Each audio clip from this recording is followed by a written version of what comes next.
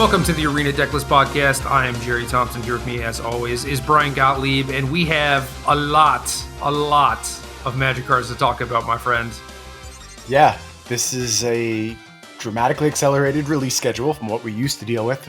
I think we got to the point when we were doing preview shows that we actually backed off them a little bit because we felt like we were stretching them out for too long and just spending weeks and weeks talking about cards before we could actually play with it.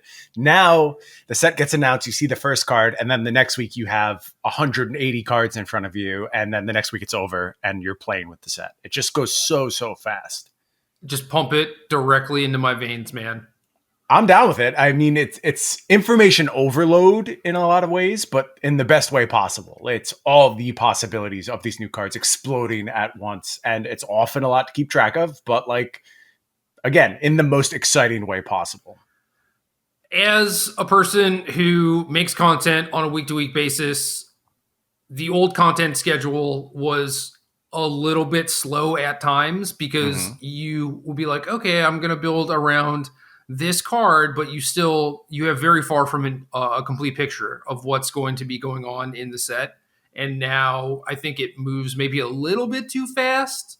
So if you could stretch it out maybe just by like 3 more days or something like that to give us time to process. Because I feel like a lot of stuff gets lost in the shuffle, but maybe that's a good thing, I guess. Like you don't have everything kind of like figured out right when the set drops. So yeah, it's certainly a more compact window to take advantage of hype, right? It used to be you'd get excited about this card, and then after 4 weeks, it's like, well, my excitement has kind of died down. I've heard enough about, Snapcaster Mage or whatever card you're excited about that got spoiled in week 1. And that was always a little awkward. So on the whole, I would take this mode of information dispersal over the old way of doing things. Me too. All right, so we are going to go alphabetical by color. We are on Scryfall. So if you just go there, click on the Zendikar Rising previews, sort by color. You can follow along if you would like to. Other than that, I'm going to be starting at the bottom real quick because I feel like these are going to come up a little bit as we talk about various things. These are the pathways. So we have 6, I believe 6, effectively, dual lands. They don't tap for like red or green at the same time, but they're dual lands to me, Yeah, they're filling the dual land slot. And whenever we have quote unquote dual lands, we have to do the what is this better than? What is this worse than? How does this change things? It's a dance we've done many, many times. As far as my ranking of these dual lands, I'm putting them, I think, somewhere squarely in the middle. They're interesting. I like that there's a decision to be made. They are, in terms of raw power, below a lot of the other stuff we've seen lately. Like they're not as impactful as things like shock lands or fetch lands, obviously. They're not the focus of eternal mana bases. That's what I look at in terms of the flag bearers for dual land power. They're going to fit some way into an eternal mana base. Even things like tri-lands, the cycling triomes, you see a point where you're like, okay, with these basic land types stapled on and the cycling ability, you could see a way for these to push back into older formats. I don't see that much here, with the very, very notable exception of Pioneer and Historic, where these are going to play a very important role. That's as far back as I think they can go. They can't go into Modern or Legacy or anything like that. I could see them in Modern, maybe. Definitely not Legacy. But I mean, both formats are so heavily defined by fetch and like actual dual land mana bases that it's difficult for anything to actually slip in there. But anyway, I guess I should probably say what these do. These are thank you.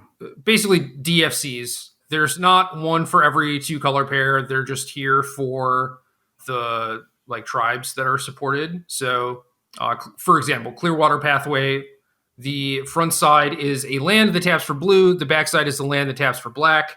They don't have basic land types. And if you're like searching your library for a land, I believe you can only get the front side, which would make sense to me. So it's kind of weird in that regard.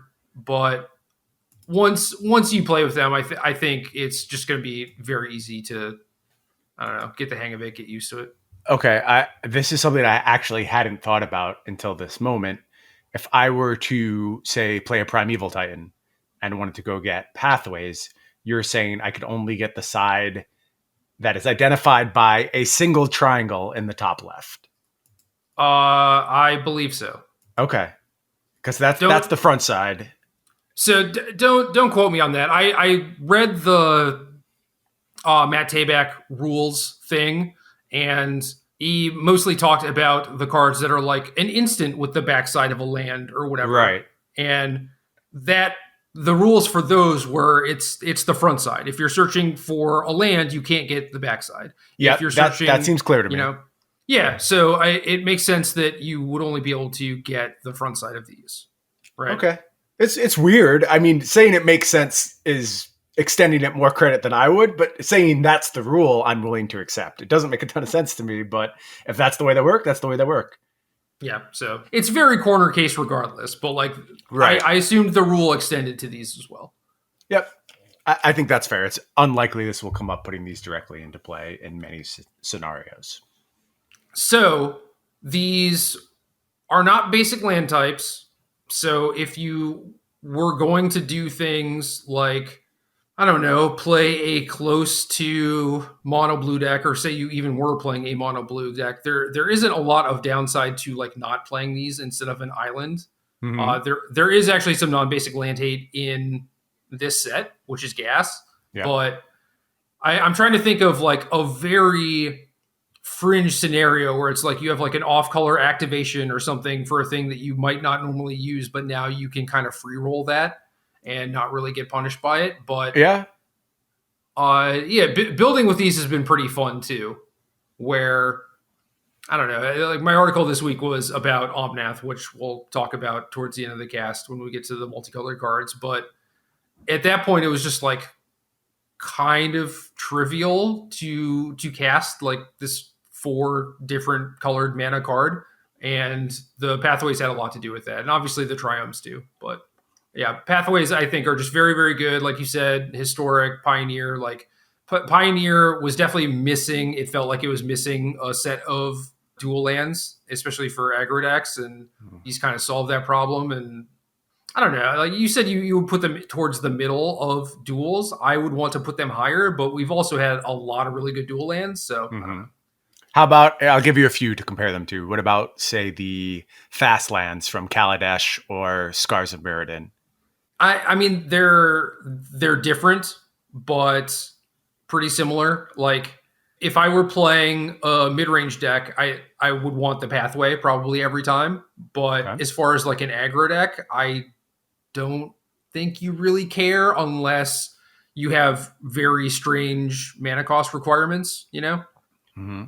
But yeah, I think these are up there in power level, like comparable to those. Okay, so Scars of Mirrodin Fastlands are kind of where I see the breakpoint for these are the really powerful dual lands, and I would have these just below them. So I think we're close to evaluations, but maybe splitting hairs a little bit. The one point you mentioned, like the off-color activations, the thing that immediately popped to my mind is the situations where like a near mono red deck often would play a fetch land mana base and then have like a stomping ground to be able to reliably cast Ancient Grudge. Right. And it seems super easy to just get like your Crag Crown pathway in the mix and then have another additional source of green, which are almost always going to play as just a red source, but there's very little downside to having that emergency green source should you need it. Yeah, and some of those decks had Copperline Gorge in them, right? Like I distinctly remember playing Mono Red Hollow 1 with that sort of mana base, and Copperline Gorge definitely screwed you at times where there were turns where you wanted to like flashback looting and then play a 1 mana card or whatever, and the Copperline Gorge is the land you drew. And I mean, there are definitely instances too in a deck like that where you want all of your lands to tap for red. So I don't know, playing the pathway as a green producing land on the back end could mess you up when you're trying to go like, looting, discard Fiery Temper, Lightning Bolt, whatever. Yeah. So I still think it's worse than the fast lands in those scenarios, but like there are definitely instances where, the pathway is just better. And especially for anything like Granted, Jund has like very strict mana requirements, right? Like you're trying to play Bolt Thoughtseize on turn 1 and Liliana and have as many green sources for scavenging ooze and stuff like that. Like obviously they would like the pathway to always be able to like Bloodbraid on turn 4 or activate Raging Ravine if you draw your 5th land and stuff like that. I think they need the fast land, but I'm sure there are mid-range decks out there, like any sort of like Uro controlling type of deck would much rather just have a pathway than a fast land. Sure. It's an interesting decision that's going to come up a bunch, and that's what I really like about them. It's not just a slam dunk, this is the best possible option. There are real costs, real drawbacks with these dual lands, and there's going to be decisions to be made on multiple turns. And I think that's the best case scenario, and it's more likely to lead to interesting games of Magic rather than just a mana base, which is 100% functional all the time, or fails to function in a bunch of games and doesn't actually allow you to play the game. So this is kind of the best of both worlds. Right. I mean, bottom line is I'm happy that these are here to help aggro. I think that, I don't know, compared to last season or whatever, these are clearly not Shocklands, right? Yes. And that is effectively what they are replacing for aggro mana bases. I would have loved to see these last season to try and help different aggro decks, but I don't know. Maybe we'll get some other untapped duels and help aggro, but right now this is kind of all we got, and then it's like Temples and Triomes and Fabled Passage and stuff. So we might not have like true multicolored aggro decks. Like monocolored aggro, I think will still be fine. But yeah, a little bit of a skip ahead here, but if you're looking for aggro savior in the set, I haven't found it yet. I don't know what your opinion is. Maybe you'll be higher on some of these cards for aggressive purposes than I am. But looking through the list of things we're talking about, it's more mid-range Magic for the most part. Yeah, I see some playable 1-drops, which makes me happy. There's one drop I am excited about thus far, and I am not even sure it's going to cross the line to playable. But again, we're getting there. We're going to talk about all these cards. We have a big long list to go through. All right, starting with white, we have Archon of Emeria. This is 2-dub for a 2/3 Archon. Flying, each player can't cast more than one spell each turn. Non-basic lands your opponents control enter the battlefield tapped. And we get to start with the card that is definitely going to stretch back into older formats and also is the thing that punishes you for just playing Pathways because, you know, you're cool and have a full art one and didn't want to play Basic Island or whatever. Yeah, you always have to make sure you get that splash hate in. Obviously, you're going to immediately be reminded of Thalia, the second Thalia. Thalia, what is it? Cathar Heretic? Is that the most recent Thalia? Cathar, yeah. So that immediately comes to mind as a way to blunt your opponent's mana progress. But that first clause seems real big when you get back to older formats. And I think even in standard, that could be meaningful as well. These decks that are so good at producing large amounts of mana, they are more likely to benefit from being able to multi-spell than the white aggressive deck will. And they're kind of getting it two ways. They're getting slowed down in their mana progression. And when they finally do have the mana, double spell turns might be a thing of the past. So this is pretty exciting. The power is a point lower than I want it to be, given the context of how powerful the mid-range stuff is. I think there's like room for this to be even a little bit better if just your typical mono white aggressive strategy is going to succeed. But like you said, it feels like this is a card that's going to reach back further than make a immediate standard impact without some other really big pieces coming into the fray for white-based aggressive decks. Right, and I mean the non-basic land clause, like there's Fabled Passage and there's the Pathways, but other than that, a lot of the non-basics already ETB tapped, so you're not really gaining a whole lot of advantage from it there. Since each player can't cast more than one spell each turn is communal, it does seem like this is a little understated. And I don't know, you said that the like multi-spell thing doesn't really matter that much for aggro decks, but it depends what kind of deck you're playing, right? If you're playing something with 20 white 1-drops, like that ability is probably going to mess you up at various times. So you definitely want to like play out your hand and then play this, and then hopefully it doesn't actually screw you. But I don't know, there are setups where you could be playing some sort of like flash-ish deck, you know, maybe like blue-white flyers or something, so you have some sort of flash threat so that you're not completely locked under this. Yeah, I like that approach. That's an interesting way to do it. Also, allows you to effectively leverage counter magic in a flash shell because your opponent's only casting one spell a turn. So answer that, move on, play the next turn. There's some niche applications for this beyond just beating down. My thought was just like, if your deck is all 1-drops, then you've played them all at the time you're playing Archon, and you've already invested all your resources onto the battlefield, and this is just like your way of going all in. But I am not sure that style of magic works presently, so maybe that's not what we're actually trying to achieve here. Yeah, you need the payoffs, and we don't have them. Yeah. I was thinking like Venerated Loxodon type of stuff where you would always play multiple spells per turn, and that's just not really what White has access to at the moment. It does seem like a little bit more mid-rangey, and that's probably why it's not doing very well. So, right. Next up, we do have a 1-drop Archpriest of Iona. Is dub for a star 2 human cleric, and its power is equal to the number of creatures in your party, and your party consists of up to one of each cleric, rogue, warrior, and wizard. So it's dub for a 1/2 at least. And at beginning of combat on your turn, if you have a full party, target creature gets +1/+1 and gains flying until end of turn. So starting stats, 1 mana for a 1/2. Should be pretty easy to get this up to a 2/2. Anything beyond that is pretty nice for a 1 mana investment, and definitely makes me interested in seeing what you can do with party. And I'm hoping that the party stuff doesn't really stretch out into a lot of colors in order to make it work. Like, I would love to be able to just play like mono white and get good value from this, or even like a 2-color deck or whatever, but we'll see what happens. Yeah, that is the entirety basically of my party assessment. How much am I actually working for it, and how much can you get it almost incidentally by just playing like a bunch of good white creatures, and it turns out, oh, I'm crossing these types anyway. By virtue of what's present in the format. And obviously there will be some constraints, and this mechanic isn't interesting if you just get all these payoffs by playing natural magic. Like, you should have to make some decisions to get there. It's just a question of how costly they're going to be. And right now they feel a little too costly for them to make a huge impact in Constructed, but we only have half this set, and we're at the absolute smallest point for Standard, and these are common creature types. These aren't really rare things to see on just random creatures. So as the format gets bigger and bigger, I think this party stuff is going to scale, and that's cool. That's a cool way to plant stuff for the future.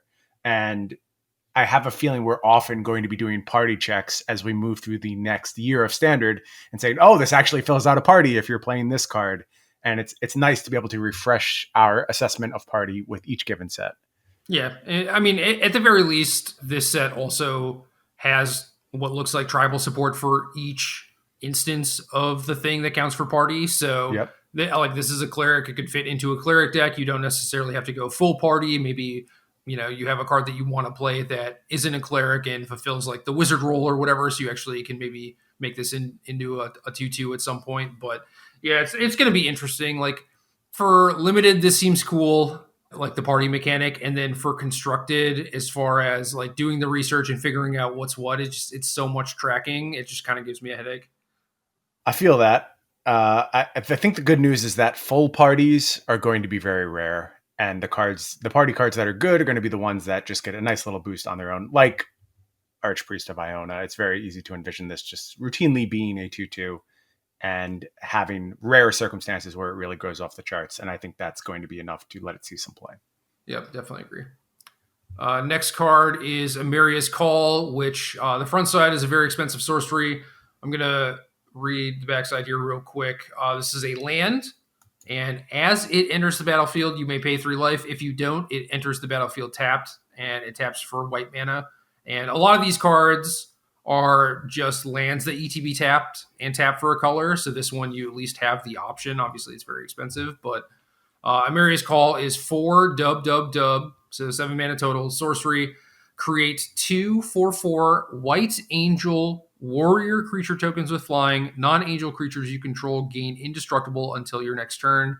For some sort of mid-rangey creature deck, this is completely reasonable to play as a land that, if you're planning on getting to 7 mana in most games, like, you at least have something to do. So these are the kind of cards that I think are very cool in the set, where you're probably not going to start with 4 copies of this thing, because like, why the hell would you ever want 4 copies of this thing? But if you're like waffling between should I play 24 or 25 land, I mean, now you kind of have your answer. I think it's going to answer that question a lot. And the other question I think it's going to answer is, how can I build a traditional mid-range deck that can exist in a world where Uro is the best thing to be doing?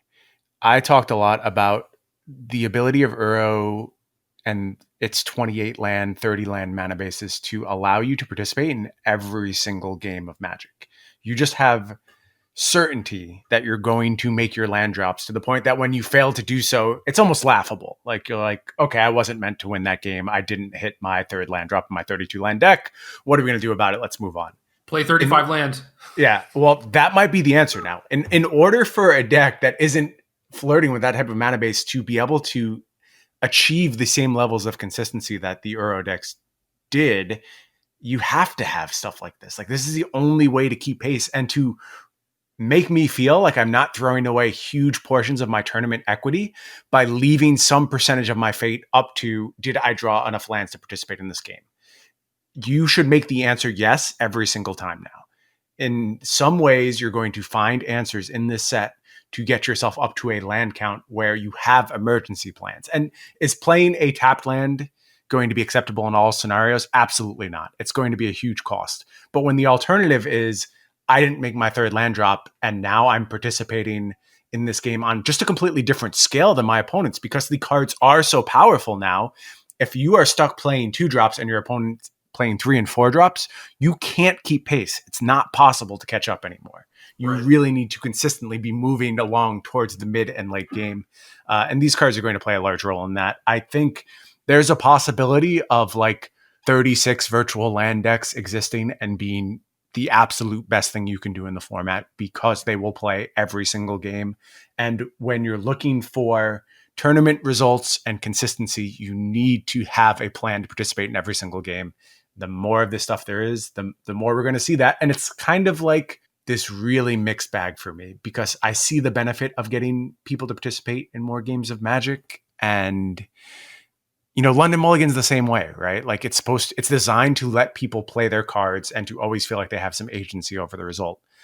But the problem is, if you allow too much agency into the equation, then you just get to do what you want every single game. And that moves all games to the same static endpoints. Whereas the inconsistency of mana introduced all these wild cards to games of Magic. And they were memorable games. You remembered the games where you were stuck on 2 lands forever.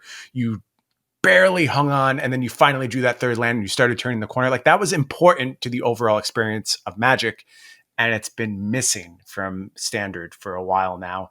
And I think this is going to continue that trend. And I'm slightly concerned. I don't want it to sound like I'm sounding the alarms. That's not my intention here. I just think there is a burden of proof on this mechanic to work.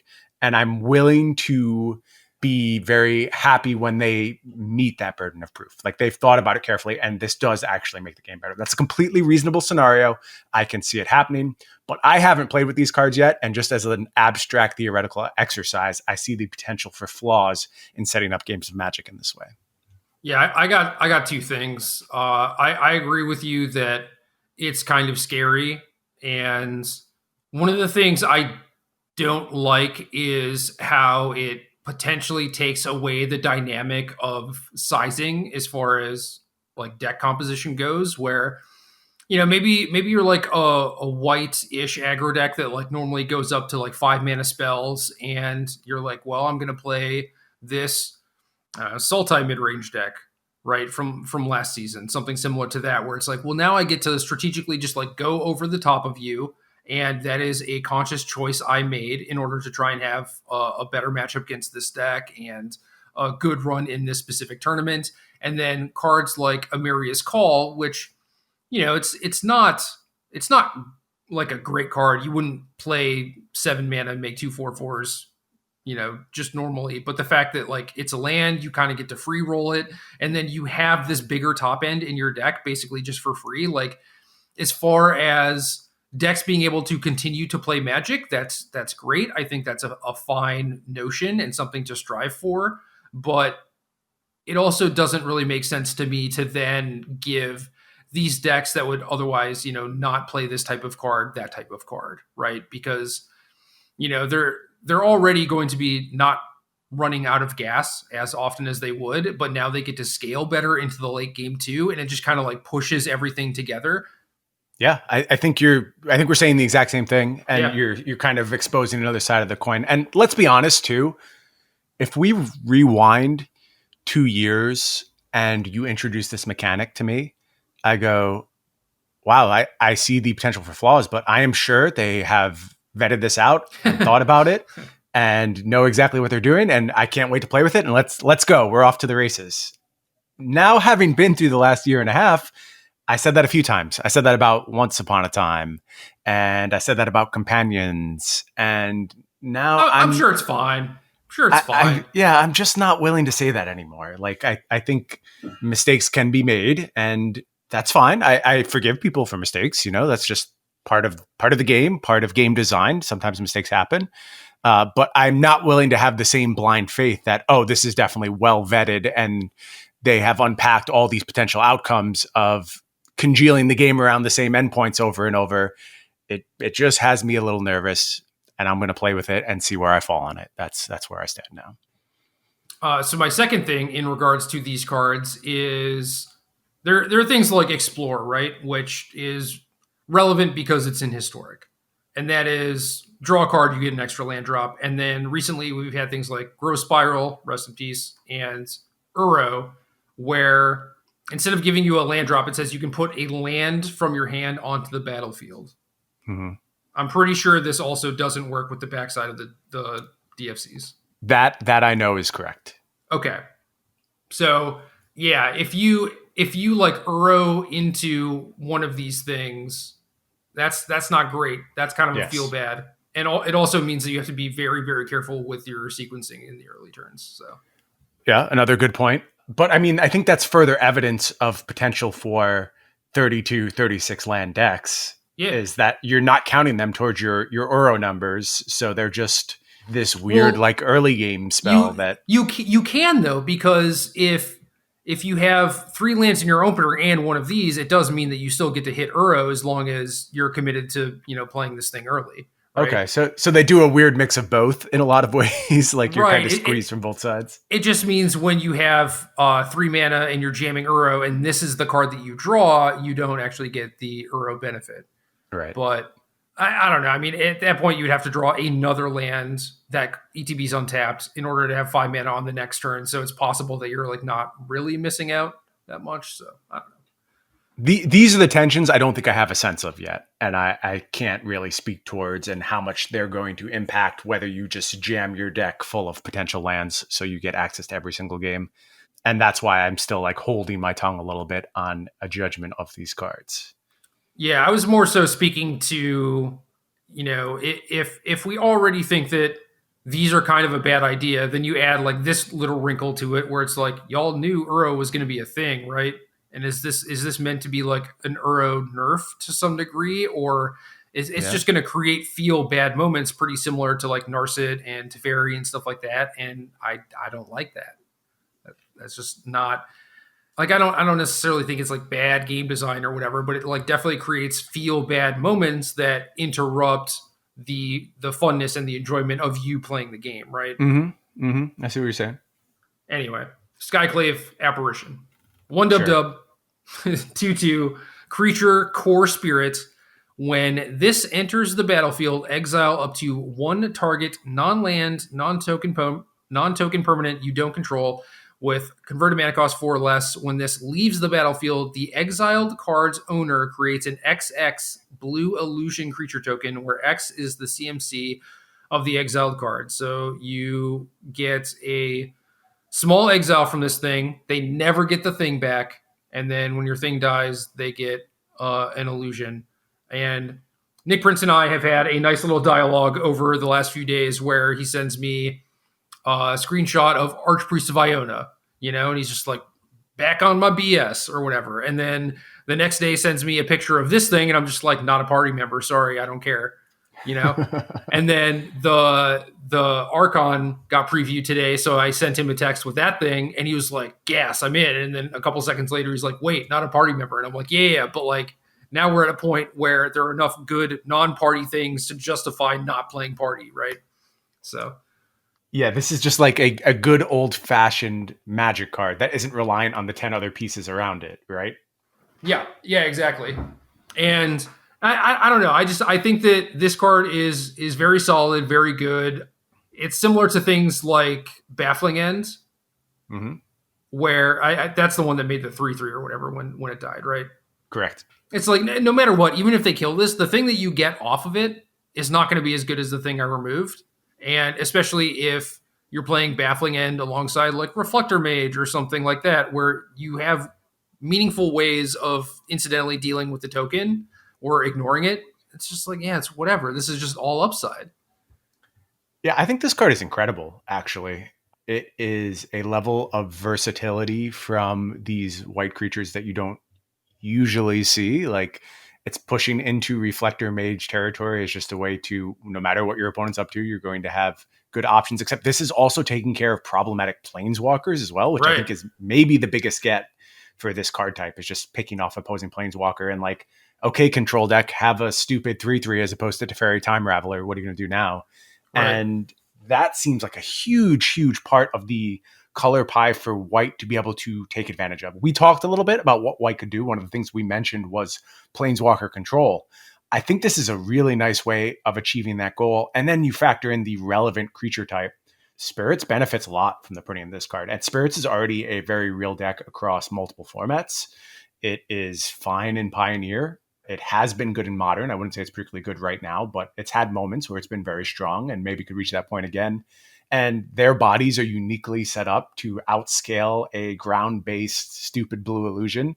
So you're really not going to care about what you're giving them back in most instances. Instead, you've just added an answer to your deck without at all blunting the basic creature quantity you're containing. And then like you used to do this as the Spirits deck in Modern, but you do it with Reflector Mage because you needed some mode of interaction that badly. And obviously you lost some of your key Spirit synergies. Now you just get Skyclave Apparition, and every Spirit you have in your deck matters. You get to go back down Collected Company paths and always have hits for that. I mean, I won't, but normal people will have hits for Collected Company all the time.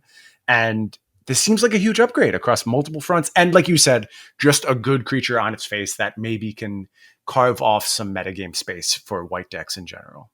Yeah, there's weird stuff like Search for Azcanta, which granted we haven't seen that in a while, like a little bit in Historic, where it's like, that's a weird permanent type, right? And this thing just gets to get rid of that. You think of this in the context of Modern, where obviously Reflector Mage, your Tarmogoyf is pretty good, but like apparitioning your Tarmogoyf, like that's a huge downgrade, and they still have to kill the apparition to get the token. And if your Spirits, you're just going to be a bunch of flyers anyway. But yeah, killing Liliana, like there's so many hard to kill permanents that this takes care of, which is awesome. It is worth noting though that it's not optional. So like if you do cast this, you do have to exile one of their things. I feel like there probably aren't a lot of scenarios where you're going to want to click no on that anyway, but something to pay attention to. Yeah, that's interesting. I'm trying to come up with a spot where you could get really burned by that. I don't know. Certainly there's got to be some scenario where they just have like a 4-mana permanent that's not really doing a whole lot, but you need a body, and then they just kill it and get like a reasonable 4/4 clock. Yeah. The thing that immediately came to my mind was I've seen too many people in Modern foolishly lock themselves under their own Blood Moon. And now you've put the Skyclave Apparition into play, and you've let them out from under their Blood Moon. Sure, yeah. That could happen. I mean, it's one less click on stuff like Arena, and after playing a decent amount of Historic with like Gate to the Afterlife being Blood a main Artist. Trigger, it's like, come on, punch Blood Artist in the face. Can I just auto yes to this always? Like Magic Online finally introduced like that sort of technology where it's like always choose this person as the target or whatever. And it's just like, thank you, finally. And now we need that stuff on Arena too. Yeah, it's weird too with like, I don't, obviously Jumpstart has complicated things very dramatically, but it felt like they were being very cautious with those type of ads. And Jumpstart in particular has really put some things into Arena that messed up the flow of the game. Blood Artist comes to mind, but I mean, Phyrexian Tower is just struggling to be a Magic card right now. Just constant struggles. Oh man! All right, on to blue. Sure. All right, this card makes me a little angry. This is Confounding. Huh?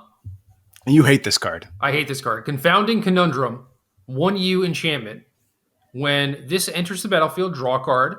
Whenever a land enters the battlefield under an opponent's control, if that player had another land enter the battlefield under their control this turn, they return a land they control to its owner's hand.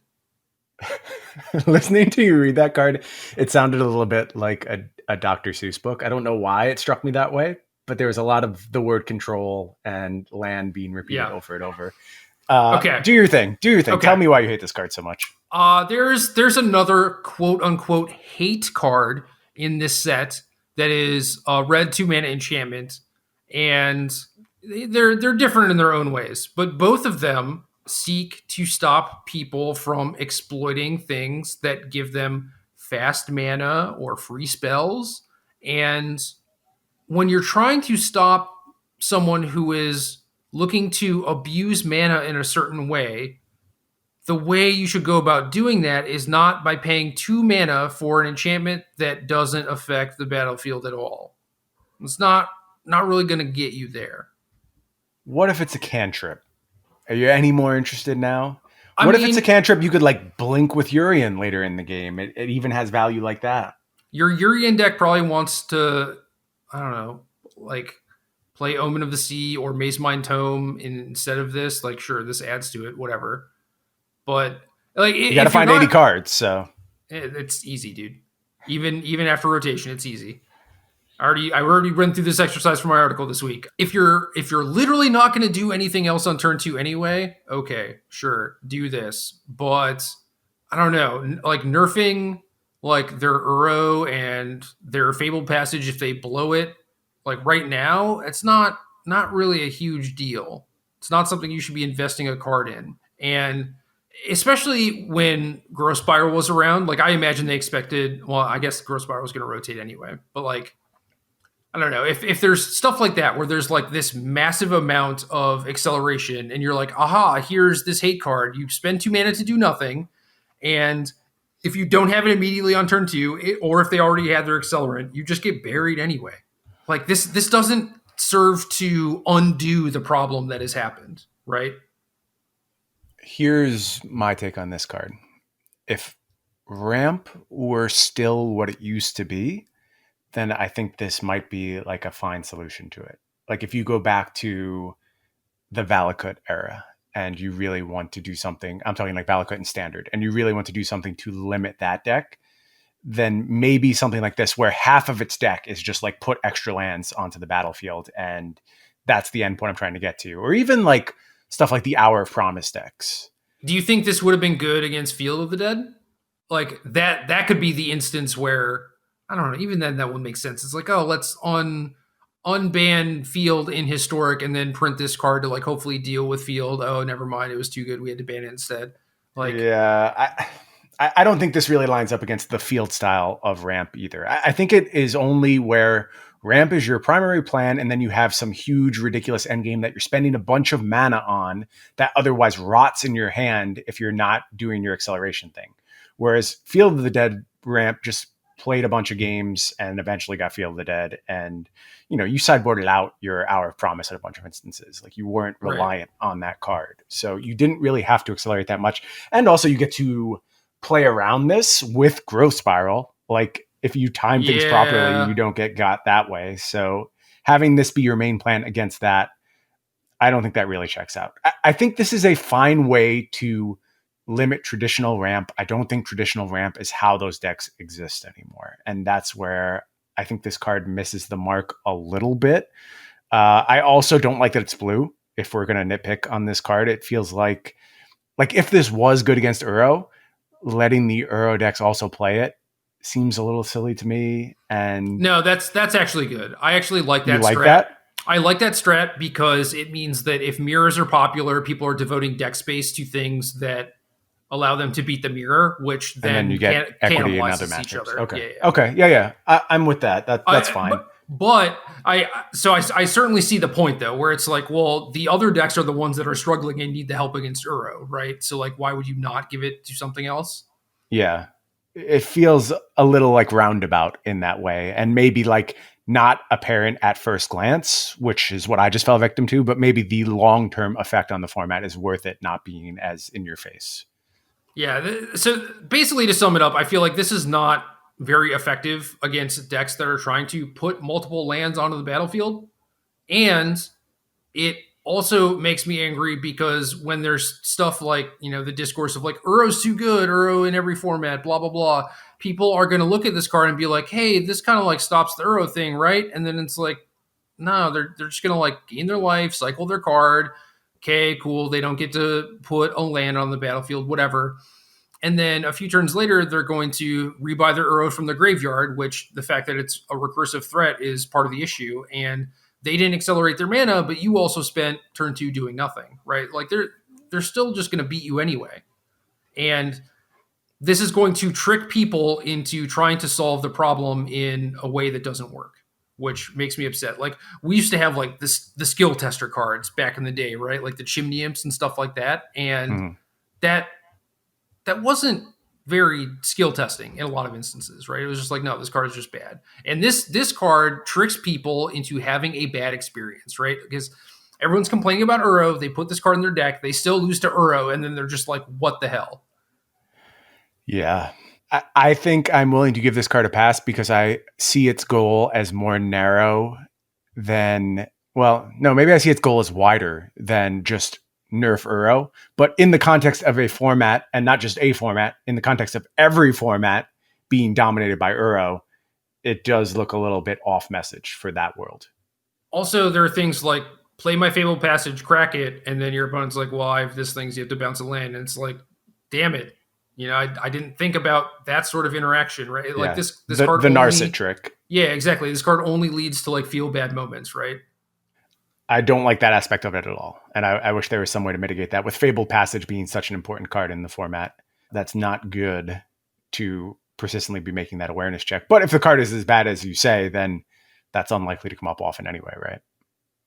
Well, so either this card exists and sees no play and it's whatever, like why was this a card that got printed, or it's a card that exists and does see some play and then that sort of stuff happens but its efficacy is super low, which sucks, or people do just play a bunch of it, maybe because it's good with Urian or whatever, I don't know, and then this happens with Fabled Passage. It's not a feel good, but like if people are playing it in small numbers, the Fabled Passage thing is going to happen more frequently than if people played it a lot, right? Well, so I want to agree with that, but as someone who just jammed draw spells into Narset for a year and a half, I don't know if I can for sure say that. I want to know what my final count is. It's honestly. bad. Mine's so bad. It's at least 20. I would feel completely awful and like clueless about it if I hadn't watched every other great Magic player I know just do it routinely, like over and over. Yeah. And I also had Narset in like all of my decks too, which makes it even worse probably, but yeah, whatever. It's just something you should have wrapped your head around and just never clicked for whatever reason. Shout out Into the Royal. It's a reprint. It's a dope Magic card, one of my favorites, but we're not going to talk about it. Didn't make the list. I didn't even see that had been previewed, and now I am also excited about Into the Royal. I've played that card a lot. It's in Korean. Okay, I see it next to Jace Mirror Mage. Yeah. Nice. Merfolk Windrobber. 1/1 creature, Merfolk Rogue, flying. Whenever this deals combat damage to a player, that player mills a card. Sacrifice this, draw a card, activate this ability only if an opponent has 8 or more cards in their graveyard. This is it, dude. This is the stuff. Rogues look dope. I am excited to put together my rogue decks. I don't have to say a ton about it because we're going to talk about more rogues, and then I'll just keep going into it there. But I agree with you. This is an important part of your rogue strategy. And one of your 2 1-drops, the other one was a plant in Core Set 2021. Thank you, Core Set, for setting the stage for us. Yeah. We still have Drown in the Lock. So the milling stuff is good. and you know that I was already working on Dimir Flash type of stuff, so this is exactly the card I wanted, basically. Nice. So I'm very happy. Yeah, this is a cool card. Next up, Sea Gate Stormcaller, 1U, 2/1, creature, human, wizard, kicker for you. When this enters the battlefield, copy the next instant or sorcery spell with converted mana cost 2 or less. You cast this turn when you cast it. If this was kicked, copy that spell twice instead. You may choose new targets for the copies. This is Snapcaster, blah, blah. I think this card... You don't sound that excited. I think this card mostly stinks. So, I'm seeing a lot of discourse on the Twitter page, which is what I call it now because I'm old, about people being very angry that some people don't think this card is good. And until this moment, I hadn't actually seen anyone say this card isn't good. And now you are the first person who wants to make the Sea Gate Stormcaller. It's not that good argument to me, so I would like to hear it fleshed out a little bit. Okay. So on its face, 2 mana, 2/1, whatever. As far as standard applications are concerned, the strength of this card is dependent on how many strong instants or sorceries that you can copy with this. Right now, I don't think we have a lot. I don't know. I feel like the body itself is definitely not good. So you basically always have to use the ability in order to get value out of it. The amount of value that you'll get is somewhat nebulous because it's like, well, maybe I have Opt and Shock in my deck or whatever. And the opponent I'm playing against, the Shock doesn't really do anything. And then my sideboard cards are counter spells or whatever. And again, this is not Snapcaster. It doesn't do anything with those cards, right? Stretching back to older formats, I don't know. I would have to take a look at something like Historic or Pioneer, where those formats have not had to look at what having Snapcaster or something like that in it would do. Like I know that, for example, we've both been playing some Rakdos in Historic, and that deck just has a lot of 1 mana spells. Mm-hmm. So, yeah, Historic definitely has the card pool to make this card fine. But like Standard, what are you doing with this card in Standard? Opt is the only thing that even remotely interests me. And even that is just like, meh. Like, it's fine, but the timing is so awkward and it forces you into such a small window that I'm not sure it's going to achieve what people think it does. And then the kick scenarios are rare. Like, they're probably game winning.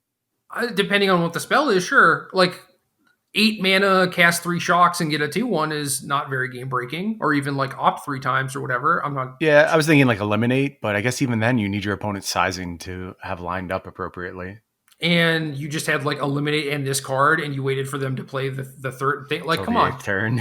So I want to cast my Opt on turn 1, right? I don't want to wait until turn 3 to like, ooh, look at me, draw an extra card. Like, that is why. It's one of the many reasons why Snapcaster is so good, right? Is because you get to play the spells and interact, and then you have the split card later. And with this card, you have to save the card and combo it with this card.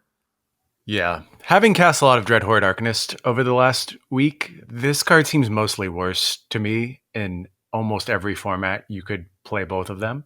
And obviously different colors, so like different concerns, but it makes your timing so awkward. It never does anything decent until turn 3, and that assumes like your best case scenario. And you contrast that with like being able to go Thoughtseize Arcanist, get another Thoughtseize. Maybe there's a window for this to succeed specifically with Thoughtseize. Like, that's probably the card I'm most excited about this with, because I think you can realistically Thoughtseize on turn 3, double Thoughtseize and get a lot of value out of it. But you also want to Thoughtseize on turn 1 a lot. So I hope you drew 2 of them and Sea Gate Stormcaller. And I don't know. When I first saw this card, the first place I went, which is where I often go when I see cards like this, is to Vintage. And I'm like, well, if I'm Ancestral Recalling or Time Walking, this certainly seems very good. And then I think you get blinded a little bit by, wow, the top scenarios are so good there. But putting together the right mix of 1s and 2s to really make this card something not just good, but special. Like, it's easy to see, okay, this is a fine card and I need a wizard for my party and I'm playing Shock and Opt anyway. So this makes sense in that context. I can start to buy that. In Vintage you can play 4 Snapcaster and they just don't even do that, right? Yeah, that is true. And we can agree that this card is mostly just worse than Mostly Snapcaster, right? worse. Yeah, in almost all scenarios, it seems to track a little bit worse. So what the hell? I guess if I want to keep making some arguments, you can copy kicked spells with this, and they are more expensive by virtue of you paying their kicker. So if Okay, you have a ton of mana, you can do that sure. stuff. The other thing is cards that I guess like Cabal Therapy, where you can flash this back and get double therapy. That seems okay, Yeah, but there's probably better ways to do that too. Like you could just, I don't know, play like Young Pyromancer and do those type of things, and people don't really do that anymore. Like there's been a lot of good Cabal Therapy setups over the course of Legacy, and they all have moments where they make sense and then they go away. So I don't know if that's really pushing me in the direction of buying into this card either. I think this card like floats somewhere in the middle, and I've seen way too much hyperbole on both sides about it, where it's like the next Snapcaster and completely unplayable. And it'll probably find some spots, like I said, with more specific goals in mind than just being like generically play my good spells twice. I don't think this card is unplayable, but I'm definitely not feeling the like, OMG, this is the new busted thing or whatever.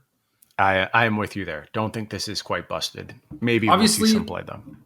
obviously, there's a lot of space in between, but I think that this is more on the low end than anything else. Okay. The coolest thing about this card is like you can play it and then attack and have a combat trick.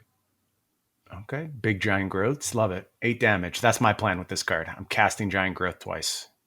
I don't know what the hell else are you gonna do with it. Broke it. All right. On to black. Acquisitions expert 1B, 1/2, creature, human rogue. When this enters the battlefield, target opponent reveals a number of cards from their hand equal to the number of creatures in your party. You choose one of those cards. That player discards that card. I don't know. This is like a better Ravenous Rats, right? Yeah. If we're playing burglar rats, we're playing this card. So fine. I think there's probably a home for this. And do we have 8 burglar rats now? Do we keep burglar rats with We lost a rotation? burglar rat because one of them was in Ravnica. I'm not sure if it got reprinted in a core set or something. Okay. And And then we have Fenlurker still. was no Fenlurker was also in the same core set as Risen Reef, right? So that's gone. Oh, you're right. I thought that was a Theros card for some reason, but you're right. You're correct. So this might be our only burglar rat now? Yeah. Wow, So real shortage of rats. you can Urian this. If you have a big enough party, you actually get a pretty solid blackmail type of effect out of it. And Mm-hmm. if you get to like blink this or whatever, that's cool. Oh my god, cat, why? Cat loves acquisitions expert. Just a huge fan. Actually, she. So I rearranged my office, and they're trying to acclimate, right? Like they think they just entered a portal into a new dimension, even Mhm. though the room is mostly the same. And I moved their little sitting windowsill thing from one window to the other, so that I could, Unacceptable. yeah, so I could pull the blinds down. They don't like change. They don't like No. it. So she was just like, well, I got to get behind these blinds because that's where my windowsill sitting thing is. Anyway, yeah, she was trying to acquire some window sittings. Would you say Not she quite, had a Bloodchief's thirst for the windowsill? probably higher than that because, Wow. dude, it's biology with these cats because there is no decision making or anything. It's just you get this urge and you have to do it. There's nothing else. Yeah, that does seem even above a Bloodchief's thirst. Yeah, so she's just like, I want to get through these blinds, and So she's she can gonna. get to the coveted prize behind the blinds? Maybe she hasn't gotten that far yet. Maybe she's just Okay. like, I We need to haven't mess. either, so that's I need fine. to mess up these blinds, right? And so she's gonna try and do it until I knock her away 7 times, and then she's like, Nice. oh, okay. Now I'm I now get I'm it now. hungry or whatever. Like now that's the thing that's hitting me. So now she's meowing at me. Anyway, Bloodchief's Thirst B sorcery, kicker 2B, destroy target creature or planeswalker with converted mana cost 2 or less if the spell was kicked. Instead, destroy target creature or planeswalker. Planeswalker, mana cost 2 or less. I hope not, but we'll Yeah, see. let's not go down that road again. This Didn't go so well the first time. This as Disfigure already makes me pretty excited. Like this is Disfigure that is main deckable. Not being an instant, it's probably not that big of a deal, but there were definitely instances where you get to blow out their Ember Cleave and stuff like that. But Yeah. I mean, this scales so well into the late game too. This is just better than Eliminate, I think. Interesting. Obviously, the context of the format has changed a bunch. I thought Eliminate was like a pretty important tool in a world of Teferi and Narset and theoretically Oko. Not what that card ended up doing in the long term, and actually saw pretty little play after it was put into the format. So I guess we're just at a point where mana efficiency it has to be absolute. And if there's a cheapest way to do something, that's the tool we're going to use. I buy Bloodchief Thirst as a good modal way of dealing with problems that'll have to be dealt with. Best removal spell in the format right now? Probably. I think so. Probably. Yeah. There's just like such a big delta between 2 and 3 mana where normally you're just like, okay, I have to kill their 2-drop to get some tempo back and survive. And then you let your bigger cards take care of like their more impactful things. Mm-hmm. And just having like you get to trade up on mana too, right? Like this is 1 mana to kill a 2 mana thing most of the time is what you're going to be using it on. And that's right. Huge. And then granted, you have to pay for it on the back end whenever you want to kill something big, but at that point, I think it's fine. So yeah, hopefully you've reached a point where that doesn't matter anymore. Yeah, exactly. So I like this card a lot. I think that, obviously if they're just like a bunch of 3 mana baller creatures, which maybe there are because there are definitely some good examples of that in this set, then I would say that this card is better than Eliminate. But realistically, you're probably going to play a mix of all your removal spells. Mm-hmm. Yeah, and that's a good thing. Like we've talked a lot about having options and changing them based on what the format presents. And shifting between Bloodchief's Thirst and Eliminate could always be an interesting question going into a weekend. Yep. Coveted Prize, 4B sorcery. The spell costs 1 less to cast for each creature in your party. Search your library for a card, put it in your hand, then shuffle your library. If you have a full party, you may cast a spell with converted mana cost 4 or less from your hand without paying its mana cost. This card only matters to me if I have a full party. And I already talked about how unlikely I think that's going to be. And I don't think you're going to be able to plan around having a full party. So unless it is way easier to achieve full party than I think it is right now, I am not going to be playing Coveted Prize. What if you have 3? Then not interested. Then it's Demonic Tutor, man.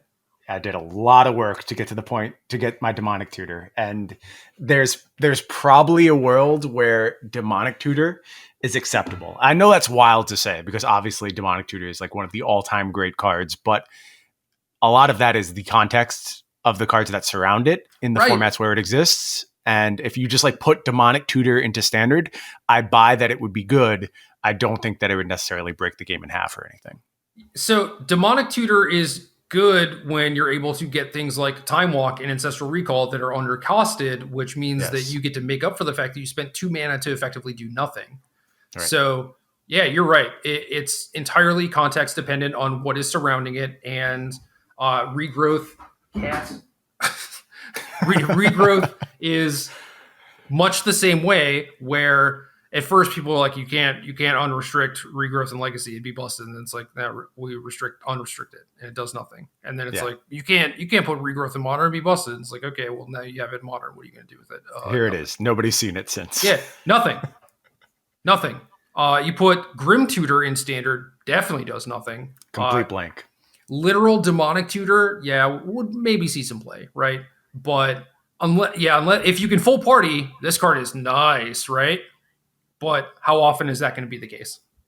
If it's something regularly achievable, I think there's like something to be said for this card. Like there is a diverse array of things you can put in your deck that will, I mean, maybe there's like a party control deck where you just have the perfect answer every time with 4 Coveted Prize in your deck. And that's interesting to me.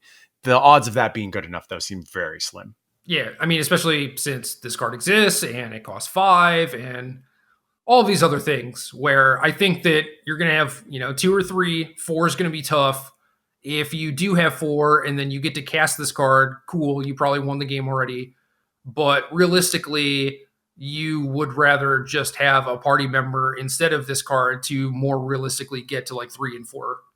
Yeah, if there's one interesting like point of confluence, it's Coveted Prize and Winota, where like Coveted Prize is more Winota copies and also has the potential, like by setting up your early turns to have attackers for Winota, it's possible you're doing that with Party. So maybe you could talk me into that, but I have a feeling that just you're painting out an absolute dream scenario that is almost never going to come to fruition. I put this card in my deck that is basically only good after I've attacked with Winota and hit off it. Well, so my thinking is that it's fine when you're only drawing the setup pieces for Winota. It's still really slow. Agreed. Overall, not impressed by this card. Demon's Disciple. 2B, 3/1, Human Cleric. When this enters the battlefield, each player sacrifices a creature or planeswalker. We just came off a huge sacrifice theme that is less relevant now with Cauldron Familiar being dead. But, I don't know, clerics have some play in this set, and it seems a little bit about sacrificing. Fleshbag Marauder type of stuff, I think, is a little overcosted for what we're doing now. I mean, Plaguecrafter was like an awesome card and saw zero play just because, the stats aren't there and it's so inefficient. And I think that this is more of the same, but it'll probably see some play.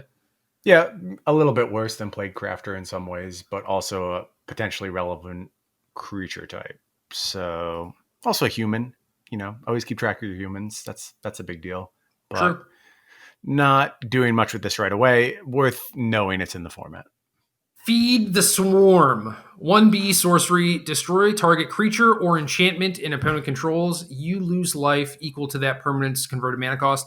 I was originally going to leave this off the list because I didn't necessarily want to talk about older formats, but there have definitely been decks that I've built where, Sultai in Pioneer, for example, is a mid-range deck that is going to have to kill a Leyline of the Void.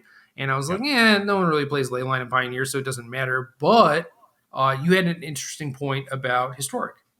Yeah, I've been playing a ton of Rakdos Pyromancer, and I feel weird calling it that because it often feels like Young Pyromancer is the worst card in the deck. But I've seen plenty of lists that don't even play it. Yeah, and that seems very reasonable to me.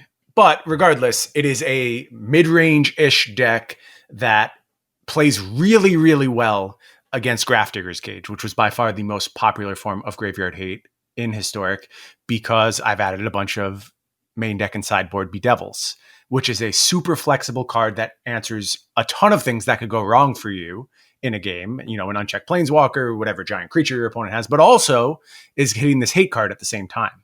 And because you have that flexibility, it has honestly felt trivial to beat Grafdigger's Cage. I do not care when my opponent plays Grafdigger's Cage against me.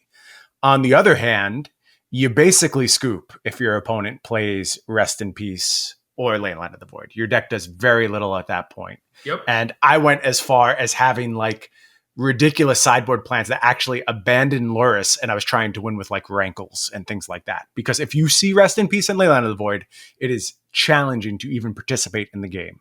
Now you don't have to do that kind of nonsense. You put a few copies of Feed the Swarm in your sideboard. You have outs to those enchantments, but you're not just playing stupid enchantment removal spell or really weak, ineffectual, untargeted thing like, say, Farika's Libation.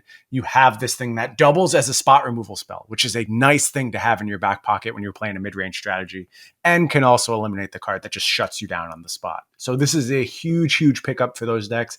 Any type of graveyard-focused thing that happens across a bunch of formats are going to be very happy to see Feed the Swarm exist, and I expect this card to see a lot of sideboard play in the older formats. Yeah, my plan was Rotting Regisaur. I considered Rotting Regisaur. I also considered Hazoret. And I think all of that stuff is okay, but all of it prices you off Lurrus. So if they don't have that card, you've just lost a huge portion of your strategy. But with Lending Mulligan, it just feels like they always have it. You don't even play on that. It's really not that. The Lurrus is fine, right? I don't know. I play a lot of games set up towards Lurrus, Archfiend's Vessel, and just knowing that's how this game is going to end, and being very comfortable spending all my resources to the point where that's the only thing that matters, is that I'm going to on one turn do all of those things, and that's going to be more than my opponent can deal with. All right, fair enough.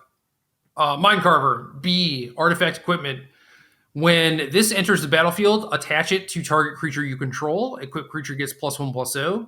It gets +3/+1 instead, as long as an opponent has 8 or more cards in their graveyard. Equip 2B. Cheap, scales up nicely throughout the game. Get that free equip going. I don't know if this is part of the rogue strategy because I don't know all the rogue pieces yet. To me, it feels a little off. I think this is more aggressive than rogues are ultimately going to end up being. But if that's not true, this is probably a big reason why, because 3/1 is a huge buff. And what is our rogue from N21? I'm blanking on the name of it now. Thieves Guild Enforcer. Thank you. Thieves Guild Enforcer. That card very quickly pumps cards into your opponent's graveyard when you have a rogue-focused strategy. I know this because I have played Black-Red Rogues in Historic alongside my friend Tiny Bones, Una's Blackguard, all those classic Historic level cards that everyone is always playing all the time. But the one thing that impressed me was how quickly you were able to juice an opponent's graveyard and get your creatures to get a buff. And maybe Mind Carver is doing the same thing in the standard context when your deck is just full of rogues. Yeah, I think that this might see fringe play, but mostly I wanted to highlight one of the equipments because we talked last week about Nahiri and what that's going to look like. And it seems like all of these equipments are when this ETBs attach it, which What do you think of that? It's cool. I think it's fine. Like it should definitely not be on every equipment, I don't think. And it feels like they kind of gave it a dry run with Embercleave, but it is a way for you to make a cheap equipment with an expensive-ish equip cost and have it not feel quite as bad, but also it's not like Bone Splitter type of stuff where the equip cost is just negligible and it feels like you have to kill every single thing every time. It's mostly just like, if you kill the first thing, you get a little bit of breathing room, which is pretty cool. So I like that mostly. Yeah, I think I like it too. Equipment needed a refresh. It needed some way to get introduced back into standard if it was going to be part of the equation. And I'm fine with trying this way out. Yeah. And Nighthawk Scavenger, 1BB. Or actually, hold on. Before I get to this, did you know that they have a Tiny Bones wallpaper on Daily MTG? I did not know that. And just throwing that out there. As much as I would love to Tiny Bones wallpaper, my whole vibe is very carefully set up with my battle station. I have LED lights of certain colors on everything, and that includes my wallpaper to kind of accentuate that setup. So I feel like I can't betray the color scheme of all these LED lights that I have spent far too much money on just to show allegiance to Tiny Bones. Well, you can set it as like a phone background. Okay, or something. I like that. That'll work. My wife's going to be real pleased to find out she's been replaced as my background by Tiny Bones. Look, man, the lock screen and your actual phone background, like that, those are different things, Okay, I'll keep her on the lock screen. Tiny Bones, though, gets the call. Nighthawk Scavenger, 1BB, creature, vampire, rogue, 1+star/3, flying, death touch, lifelink. This creature's power is equal to 1 plus the number of card types among cards in your opponent's graveyard. This is like not super elegant, but is a very, very powerful card. So I think this is a very good example of how far you have to go if you intend to make just numbers matter on a creature that costs more than 2 mana. And having said that, I think there's a possibility this card fails. Now, I guess that possibility accounts for rogues missing. I don't know that just this card existing outside the rogues archetype is good enough on its face, which is blowing my mind to say, given the absurd combination of abilities and numbers you have put on this thing. But it's true. It's just not the way we've played the game of Magic. And you expect immediate return on your creatures. And if you don't get it, you get wrecked, you fall behind, and these life point swings aren't going to matter in a bunch of matchups if everything is mid-range. Now, when you add in a very relevant creature type with probably the cards I'm most excited to start building around, then I start to get on board. And I think this card will be very large in a bunch of situations, and you'll get rogue synergies across all your creatures, and those will all matter. And that's what has me saying this card will find some degree of success. But if you had showed me this 5 years ago, I'd be like, you're absolutely crazy. Vampire Nighthawk was already good enough. And now I have a moment where I'm like, well, this is just a creature and these are just numbers. And it's so hard for that to matter at 3 mana. To be clear, I think we crossed the threshold here, but not by that much. And if this missed, it wouldn't blow my mind. So compare this to Archon of Emeria, right? Where you're like, I'm pretty sure this could have a 3rd power or whatever. And the Nighthawk is just like, I'll take all the power. Thank you. Potentially like a 5 power lifelinker for not a whole lot of work, and that's pretty absurd for 3 mana. The low power scenarios where your opponent is not really helping you, just playing out like lands and creatures. Yeah, this thing is not going to be super big, but it does start with a power, which I think is there simply to eliminate the feel bad of having like this death touch 0 power creature potentially. Mm-hmm. But power level wise, I think they even could have gotten rid of the 1+ star. It could have just been a star 3 and it would have been good enough. Yeah, you think it would have seen widespread play or rogue play at that costing? Definitely rogue play, because at this point I think that there are enough cards to make something work. But even as far as like, maybe playing this in some sort of mid-range deck, like if you have, would you play this in Sultai right now if it was legal? So like old standard Sultai in current standard? Yep. I would want to try it at the very least. I mean, like if aggro is not a presence, then you don't want this thing, right? So right. It's kind of weird to answer that question, because now I think aggro does exist. So I think things still trend toward the middle. I am probably coming off harder on this card than I intend to. Like, I do think it's a very good card. It's just, it should be a mind-blowingly good card given the numbers and the stats and the abilities that appear on it. And if you, like I said, if you saw it a few years ago, it would be a mind-blowing card. I think it's going to hit in rogues, and I think it could completely miss everywhere else, which is shocking to me. I don't know. They play a Fabled Passage, you kill a creature, maybe one of their creatures is like an enchantment or something. It's like, it's not that hard for this to get kind of out of control. And still just numbers and a body. No, I know, but it's like a 3 mana mini Baneslayer against aggro, which makes me very happy if that is what the games are about. Yeah, it depends a lot too, like what is aggro doing as far as interactive / removal spells, right? Like, right. Are there a bunch of Scorching Dragonfires in the deck? And this shaping that conversation seems okay to me. I would rather this shape a conversation about what does aggro look like than Uro shape the conversation about what aggro looks like. Because I think when Uro shapes the conversation, the answer is it mostly can't exist. Yeah. So it much rather would have this be the limiting factor. Well, keep in mind that last format, a lot of the removal spells were like Shock and Bone Crusher Giant, because Shock was efficient and Bone Crusher was still a threat and people didn't really play removal. Mm-hmm. So then if the format is creature-centric enough that to the point where, it forces people to play more interaction, that's a good thing. So yes. Yeah, we'll definitely get to a point, no matter what, where, even if this card is seeing play, like the aggro decks will have the tools to kill it, and then you get to play kind of like that little dance or whatever. But I don't know, just this either bricks them, gets destroyed by Embercleave, or allows you to raise Embercleave. Right. And I'm pretty happy with all those scenarios. So yeah, I think it's a net positive that this card exists right now. Yeah. Soul Shatter, 2B instant. Each opponent sacrifices a creature or planeswalker with the highest converted mana cost among creatures and planeswalkers they control. Got that, Dream Trawler. Get out of here. Done with you. Yeah, aside from that, I don't really like this card. Okay, tell me why. I don't know. 3 mana is a lot for a thing where you don't necessarily get choice. And yeah, there are things like Dream Trawler, but for the most part, you could have Murderous Rider and actually point and click and choose the thing that you get to destroy, or Bloodchief's Thirst, which is modal. Mm-hmm. So yeah, there are certain scenarios where you'd want to kill a Dream Trawler, but unless that scenario is actually coming up, I don't see a reason to play this over the other options. So maybe just a little light sideboard play for this card, but not something that's shaping black going forward. Right. Okay. I like that assessment. Where are we at? Trying to look at my list. Thwart the Grave. Yeah, Thwart the Grave. 4BB sorcery. You're going to love this one, dude. This spell costs 1 less to cast for each creature in your party.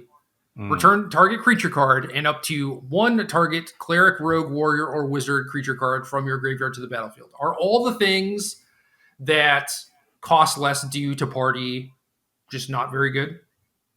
They're all things I can't comment on right now. Okay. Because like I said, there's too much context, and the context is going to be continually changing. So I'm interested in these cards. This one in particular, it's possible you get a very big return on mana here and even card advantage. So like the best case scenario for this card is very good.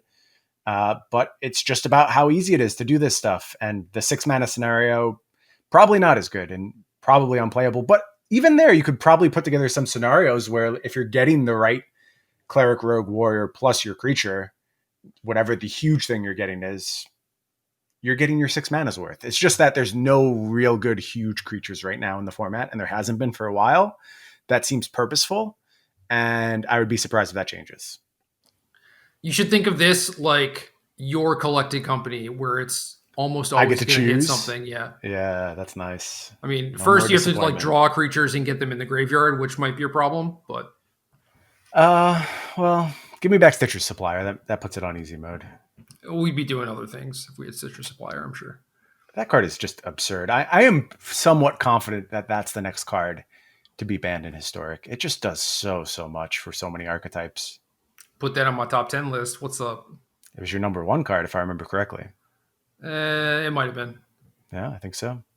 On red, Akoum Hellhound, R01, creature elemental dog. Landfall, whenever a land enters the battlefield under your control, this gets +2/+2 until end of turn. Red finally has step links, and we don't have fetch lands, but R as mostly a 2/3 is above rate, and I'm pretty happy about it. Okay. I was underwhelmed by this just because I think it's going to even out with fail case scenarios to where it's just on par with the rest of the 1-drops that we've seen thus far from Red, which is to say, not great, basically just tolerable. But someone's got to fill that role. There's got to be some dog in the fight, and maybe it's Akoum Hellhound, and maybe there's some incentives when you have extra lands in your deck because you have flip spells that really push you towards playing Akoum Hellhound over whatever the other 1-drops are. I don't think this is a huge step forward, but I believe that it could see some play. The thing I like about this is that it actually brawls well enough versus things like Scorch Spitter and the things that we've had to deal with before, where if you are triggering landfall consistently, like even if you're just doing it once, a 2/3 is going to be able to actually get into combat and live, whereas a lot of the other red 1-drops were not able to. Yeah, I think that would have been way more important if Cauldron Familiar stuck around. In the absence of that card, it matters a little bit less, and the death of other like sacrifice-ish strategies. But your point's taken. If there's a bunch of small defensive stuff in the format, that'll matter too. Also, if you are landfalling multiple times, that's pretty powerful with Embercleave. So that's another thing to keep in mind, where just having a lot of power tends to be a good thing. Yeah, no, that's true. Ardent Electromancer, 2R, 3/2, creature, human, wizard. When this enters the battlefield, add R to your mana pool for each creature in your party. I guess we don't say to your mana pool anymore, but you can say it if it makes you happy. For clarity. Fair enough. I have one word to say about this card, and that is boo. Right. Boo. No more free spells. No matter how many hoops you're going to put in front of me, just stop. Just don't do it. I don't think this card is busted or anything, but it still begs the question of why. It's a very fair question. If anything is going to happen as a result of this card, it is not going to be good things. Therefore, what are we doing? So, friend of the podcast, Kira Randall, tweeted something to the effect of this card in combination with the cycling blink thing and then the like stinger and life gain cycling creature, I believe, are Cleric and Wizard, if I remember correctly. Okay. So you can actually like just generate a bunch of mana with every single time you cycle and blink Ardent Electromancer and just chain through your entire deck if everything cycles and you eventually hit a threshold that the Ardent Electromancer is generating enough mana. It's very silly, but it's just like the illustration of if this card does anything, what does it do? It's exactly that. Nothing good can come of this. Yes. Cleansing Wildfire, 1R sorcery, destroy target land. Its controller may search their library for a basic land card, put it onto the battlefield tap, then shuffle their library. Draw a card. Thank you. Awesome. Thank Love this you. card. This is just a card that should exist. That's all I have to say about it. There's nothing particularly scary about it. There's nothing format defining. It's just a check to have around in a scenario where land gets out of control. And if we had gone through like the Field of the Dead era with this card existing, who knows how the narrative is No, rewritten. dude. So that's another one of those instances where Field had a bunch of acceleration, and they, put a field into play on turn 4 or something. They're gonna do a bunch of busted stuff on turn 5. So you on your turn 3 or turn 4 have to spend 2 mana to like get rid of their one field, and they just have a bunch of ways to find other copies. So I don't like that sort of card against Field. Look, there's a difference between actually being an efficient answer and some cards being so good that there is no efficient answer. Like there's actually no way to reasonably interact with them, and Field crosses that threshold of there's no reasonable way to interact with this. No matter what we come up with, there's always going to be like Field can go through the top of that. Now, does it slow down the proliferation of the deck a little bit? Does it change the way people feel about playing against the deck? Probably not. I mean, it's probably like a short-term blunt of its impact, but still, there's no reason to not have this card exist, is my point. You give people the opportunity to see if there's some agency they can take back with the situation, as opposed to just immediately feeling completely helpless. Yeah. And the fail case of this is, I don't know, in the context of standard at least, it's like you get another landfall trigger or whatever. Cool. And I'm sure there are some things that you can do with that in older formats as well. Like you can kill your own flagstones or whatever. So Tron haters are going to be real happy to see this one. yeah, I'm not sure how I feel about this against Tron, because the plan of like assassins trophying them and fulminatoring them, it's like, okay, they probably don't get to assemble Tron, but eventually they're going to cast a Wormcoil Engine, and then you might just lose to that. So I don't know. It's going to be weird to see how that actually plays out. The fact that this replaces itself definitely helps, because before you'd like, trophy fulminator them and just be completely out of resources. Yeah, just do now nothing. That's not the case. So. Right. I think in the mid-range context, this becomes more realistic because you're progressing to your late game as opposed to just sitting there forever, which is what would happen in the Assassin's Trophy scenario. Yep. Speaking of doing nothing, Roiling Vortex, 1R enchantment. At the beginning of each player's upkeep, this deals 1 damage to them. Whenever a player casts a spell, if no mana was spent to cast that spell, this deals 5 damage to that player. Or your opponents can't gain life this turn. Tell them about it. Go off. Wow, it's a consistent threat and punishes them for playing free spells and stops them from gaining life, and it's all garbage. It does all of those things very badly. Yeah, real badly. So, okay, my opponent's playing a bunch of free spells. I better play this 2 mana enchantment that stops them. Like, what? So think about like Neo Brand or whatever. Is this the card that's gonna make Burn stand up to Neo Brand? No, it's not. What are we doing here? People that are playing a bunch of free spells are not gonna allow you to just like hang out until turn 4. Opponents can't gain life. Having to pay mana for that sucks. Yeah, I don't see any realistic way to benefit from that tied to a mana gate, because what it's going to give you in terms of blunting their life gain is going to cost you in progression. This card pretends that these games extend over much larger windows than they actually do. If this is meant to be a card which is able to answer these eternal problems, which it's worded as, right? Like free spells are an eternal problem. They're not necessarily a standard problem. So that's the vibe I get from this card, is that it's supposed to reach back into the past. And if you're going to realistically do that, the burden is so high. And I just don't think it does enough in the standard context. Now, like, I guess you keep in mind that Fires of Invention is supposed to be here still. So is this a Fires hate card? I mean, okay, maybe that's kind of cute, but yeah. I think they like play Teferi and take 5 and bounce it and play Cavalier and kill you or whatever. No Teferi at this point. Yeah, fair enough. There's other options for sure. I mean, Brazen Borrower, things like that. Yeah, exactly. Which they can still play. So assuming they're like Karuga. I don't know. Look, one thing we're going to have to routinely remind ourselves is that any concept of addressing a format that these designs may have had is just completely out the window. because we're not dealing with anything like the environment that was envisioned when these cards were created. We're so many cards off, and not only are we so many cards off, the companions, which possibly the most broken Magic cards of all time, don't function the way they previously did. So all of these things are just head and shoulders different than the world that these cards are being set up for. And I think given that, there's going to be a lot of head scratchers like Roiling Vortex that don't really make sense in the context of Standard. But if you start to reconstruct the format as it was intended, you can get back to a place where you go, oh, now I see what we're supposed to be doing here. Both Roiling Vortex and Confounding Conundrum strike me as cards where they're like, yeah, we kind of have these issues in like Standard and Modern and stuff, but like, let's make it so these are somewhat appealing in Commander. And I think that's how we ended up with these. Interesting. Is that necessarily a bad thing? Like these cards serving as many people as possible? No, if it actually did its job well in each scenario. Right.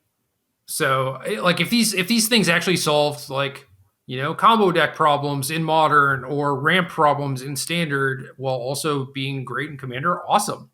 But that's not, the fact that I'm angry at these cards is that they are flops in Standard, and maybe they're not supposed to do anything in Standard. But at that point, why put the text on them when it's like we have these problems in Standard? And instead of giving us the actual answers, you're giving these things that don't actually do the job. Like, why not just make them actually do the job? Right. Yeah, I am pretty confident now. It's only occurred to me as we were doing this discussion. It seems a lot like Roiling Vortex is supposed to be hitting fires. Even like the life gain being stopped by mana investment starts to make sense in the context of fires just popping off for like huge swaths of life on specific turns. You start to see how that lines up pretty well. And 10ing them when they play their first 2 free spells was going to be enough in a lot of scenarios. So that's where I'm now at on this card.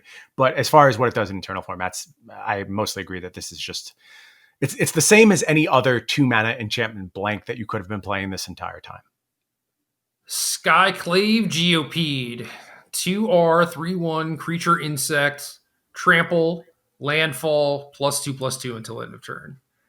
It's a big one. A big crawly, gross insect.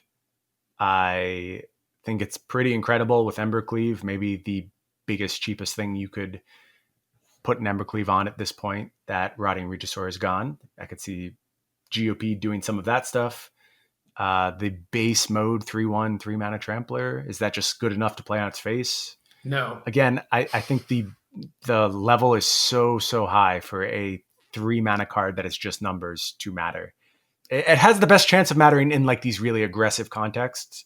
So maybe GOP picks up some Embercleaves, but on the whole, I'm just much lower on these landfall cards this go around. I think they were heavily subsidized by the existence of fetch lands, and without them, they're not going to have the same oomph, and they didn't really get rewarded with buffs for those scenarios. This card would look real nice alongside Fable Passage if you go through that progression, for sure. Yeah. Like, those are big chunks of damage, but I don't know how often you're going to want that in your red landfall aggressive decks.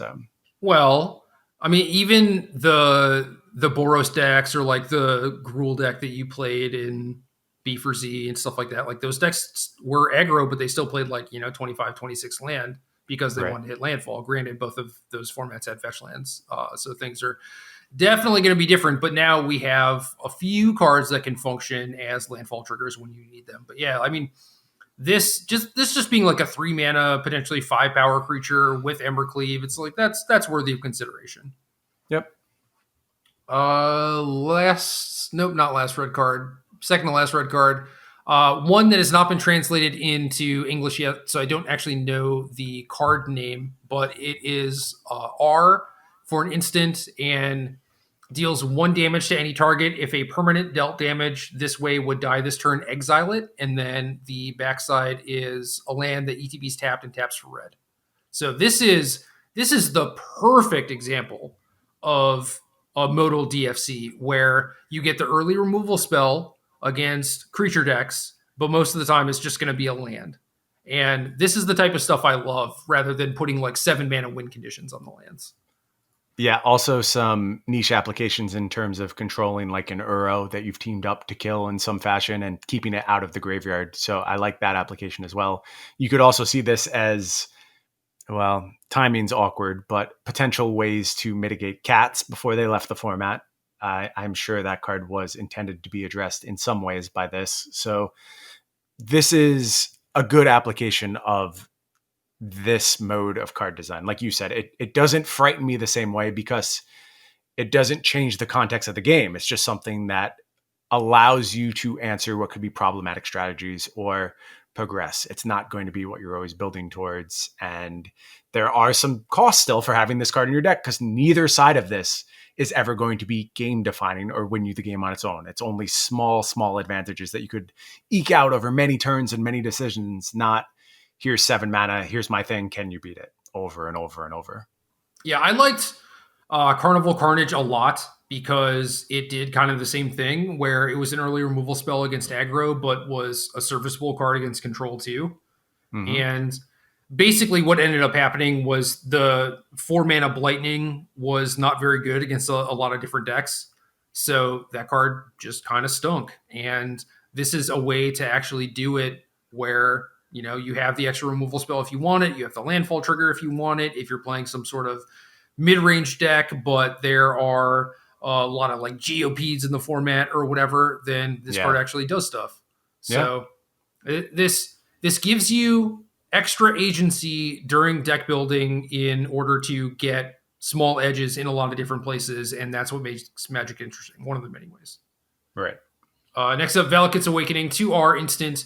Put any number of cards from your hand on the bottom of your library, then draw that many +1.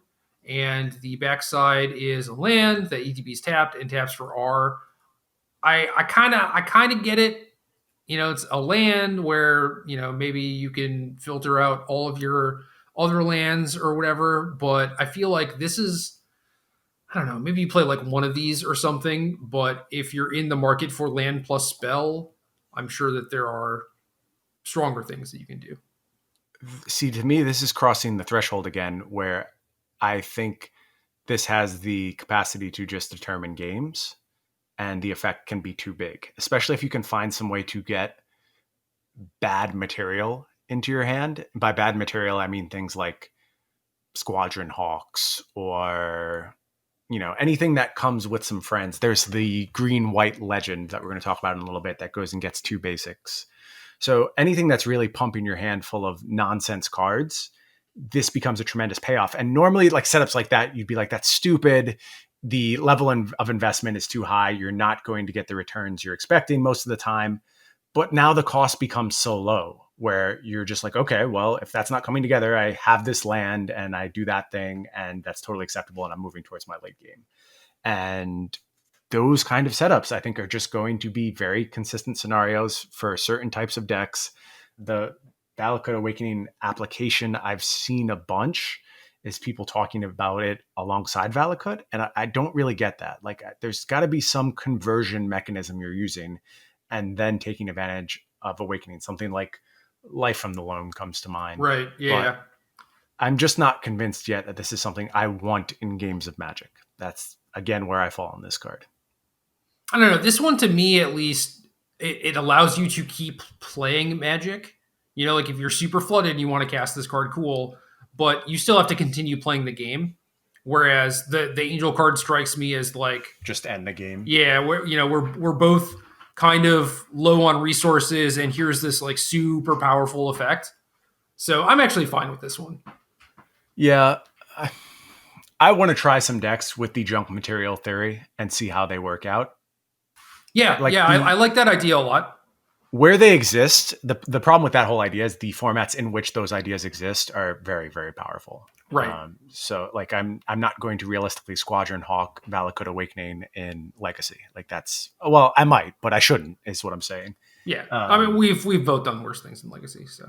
Right. So if there are ways to achieve that goal, then I am very interested in this card in lower power formats. I can't think of any off the top of my head right now. We don't have like the vampires that go get more vampires and I was going to say floating around. I was going to say you could Legion Conquistador or whatever in Pioneer or something if you really wanted to. But Yeah, that's probably a bridge too far. But if I ever see Squadron Hawk again, I'm immediately pairing it up with Valakut Awakening.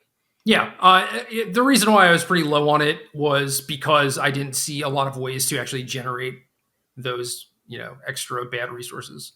Yep. But and I lied. There's actually one more red card that I forgot to add to the list because again, it hasn't been translated to English yet. This is the 2R Enchantment, landfall. Exile the top card of your library. You may play that card as long as it remains exiled. And at the beginning of your end step, if there are cards exiled with this, put them into their owner's graveyard. Then this deals that much damage to each opponent. This is a way better like Outpost Siege or 4-mana Chandra or Theater of Horrors. Like this card's real nice. I thought it was real interesting how much damage this can potentially generate in ramp scenarios. Like if you're just putting a bunch of lands onto the battlefield, this could very possibly kill your opponent, especially considering like, again, I'm talking old school ramp, not Uro ramp, Right. where you're playing a bunch of ramp spells trying to get to a point where you have this huge threat that you're going to then use to take over the game. I don't know what that type of deck would look like right now. That's really hard for me to envision. But if that comes to fruition, then I think the payoffs are real good for this card. And you'll have some very, very explosive landfall-based turns where you just kind of go off. Yeah. This card is real nice. I like this card a lot. I think this will see a lot of sideboard play. Maybe not main deck play because this isn't necessarily the type of thing that's good against everyone. But Red has played these sort of effects in their sideboard a lot. Mm-hmm. Yeah, absolutely. On green, and this is it. This is the problem card. I think Bala Ged Recovery, 2G sorcery. Return target card from your graveyard to your hand. And the backside is a land that ETB's tapped and taps for green. Remember the question I posed you about the Vampire Nighthawk clone of would you play this in Sultai? Yeah. Let me ask you that question about this card. Play four of this card. Slam dunk. Absolutely. I think this card is messed up. But like, it's not it's not a basic forest, so it wouldn't make double mana off Nissa, Brian. We'll be fine. We'll get over that as we play our 8th Nissa of the game and bury you under a sea of card advantage.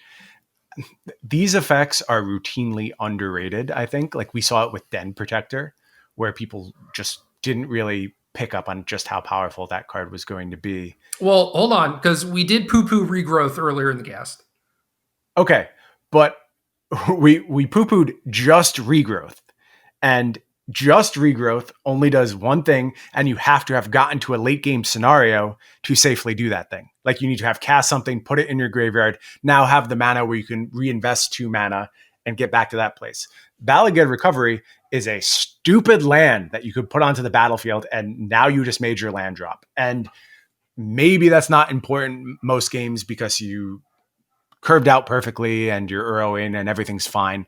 But that game you would have lost because you weren't going to draw your 3rd land. You're in now for free. All you had to do is play this card that you will find a use for in the late game. And if you don't have a use for it at any point in time, if you're just trying to build like Sultai decks did and routinely make land drops and then play a Hydroid Crisis at some point, you're very, very happy to see this card at every single point of the game. Tap lands be damned. You'll get over it.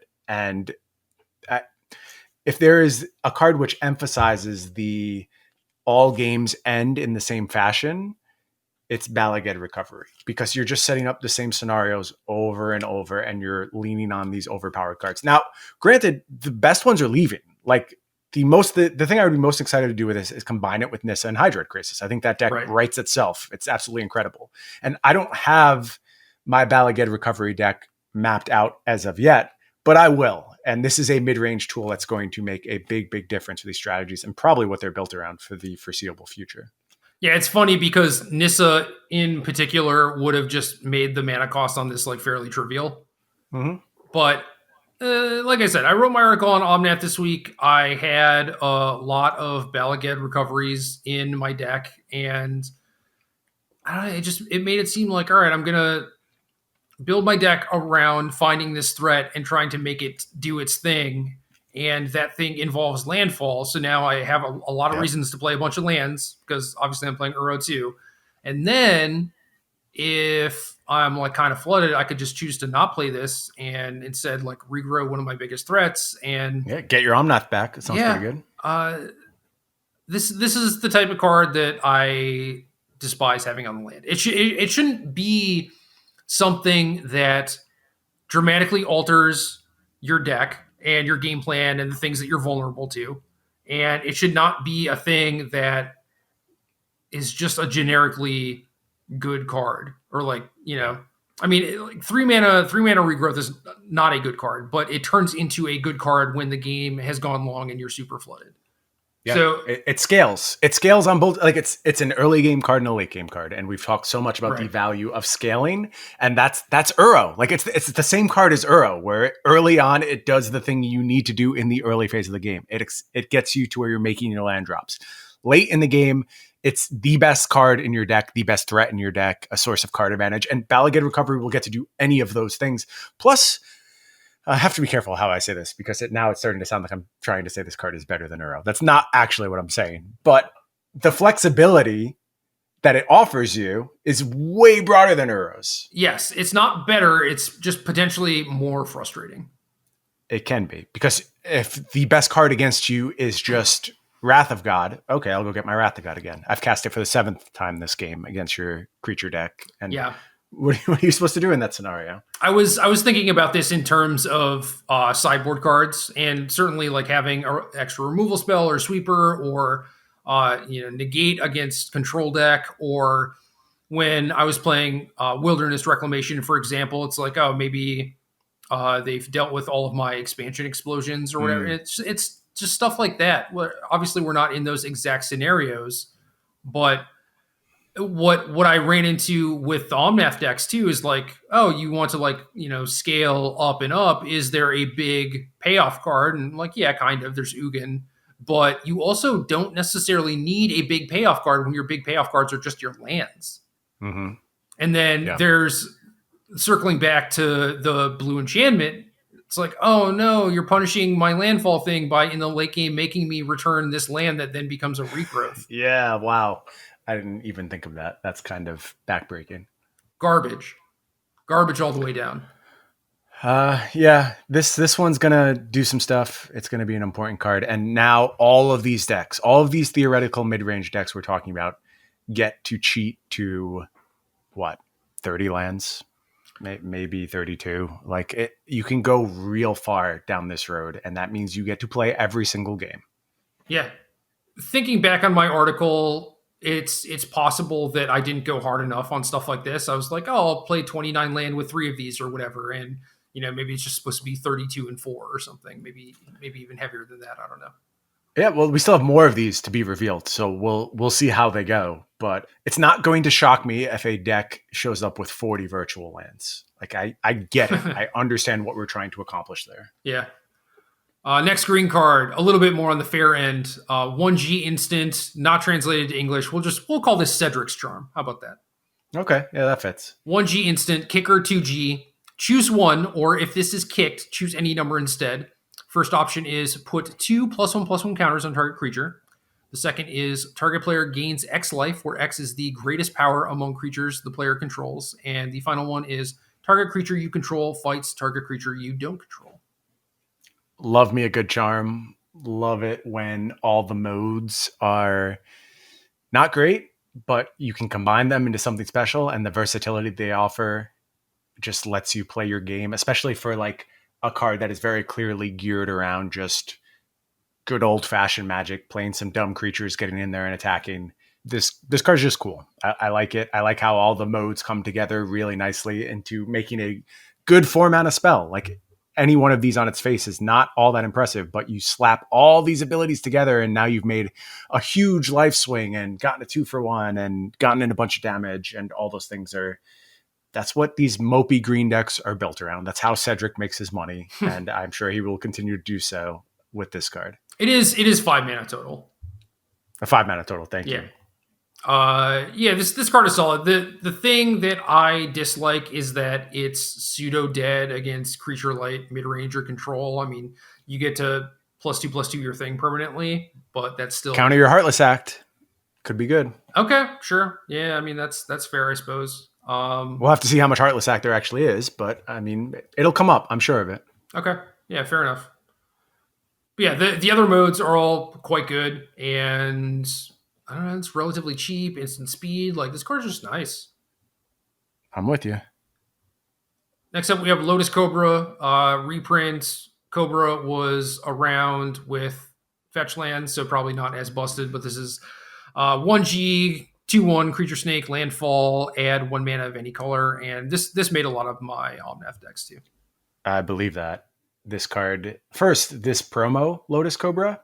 Wow, that is a beautiful Magic card, and I have a feeling I'm going to end up with 4 of those in foil because I just can't look away from it.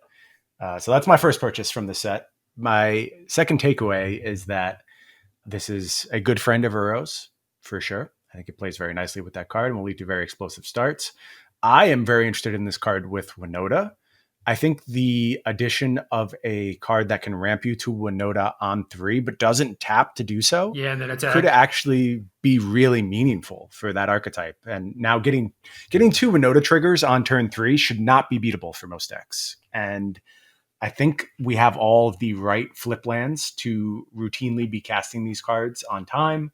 So that might be actually the first place I start with Lotus Cobra. But all of the Uro Omnath stuff, this card's just good. It's not going to break in half without fetch lands, but it's going to matter. You still have the Fabled Passage stuff. So every once in a while, you're going to be able to get to 6 mana on turn 4 or whatever, and it's going to feel real nice. And then situations with like double Lotus Cobra and stuff like that. So yeah, if you didn't play against this card the first time it was in Standard, it competed with Jason Stoneforge Mystic. Like there was very reasonable decks that kept pace with Callblade. I mean, they were worse than Callblade, but they were close. They were very, very reasonable Titan-based decks, Frost Titan, Inferno Titan, and this card is just capable of doing way more than it looks like. I think people will be shocked if they haven't played against Lotus Cobra before because it's missed the Eternal formats. It just hasn't hit there for whatever reason, and I think it's seen some modern play a little bit. I feel like you're only saying that because you might be the only person I've ever seen with a Lotus Cobra in play in Modern. Because I'm thinking back to you playing like a Kiki Jiki deck with Lotus Cobra in it. Well, if I were playing a Kiki Jiki deck, I definitely did not build that. Okay. That was me just Fair enough. Taking someone else's deck. But I've played this in like Felidar decks, and there have been the Windbrisk Heights, Night of the Reliquary, Emrakul decks that have played this and stuff. So like not tier 1 stuff, but right. Yeah, occasionally floating around the edges of the format, but never quite finding a home. It should be an important Standard card, though. We've lost a lot of our 2-mana accelerants as well. Yeah. Things like Paradise Druid are gone, and even Elemental has left the format at this point. So we're going to need some fill in there. As far as the promo artwork is concerned, I was looking at that person's Twitter, and their stuff is all pretty much fire. Nice. We'll definitely check that out. Okay. Roiling Regrowth, 2G instant, sacrifice a land, search your library for up to 2 basic land cards, put them onto the battlefield tapped, then shuffle your library. This is Harrow, but you don't have to sack a land as an additional cost. So even if it gets countered or whatever, you're not in a super feel bad spot, but it's worse than Harrow because it puts them onto the battlefield tapped. That said, I'm actually pretty happy about this for potentially landfall triggers, but that's assuming we don't get anything else that helps. Yeah, this is the best landfall payoff so far, but I think we're all hoping for something a little bit better. Yeah. Tajuru Paragon, 1G, 3/2, creature elf. This is also a cleric, rogue, warrior, and wizard. Kicker 3.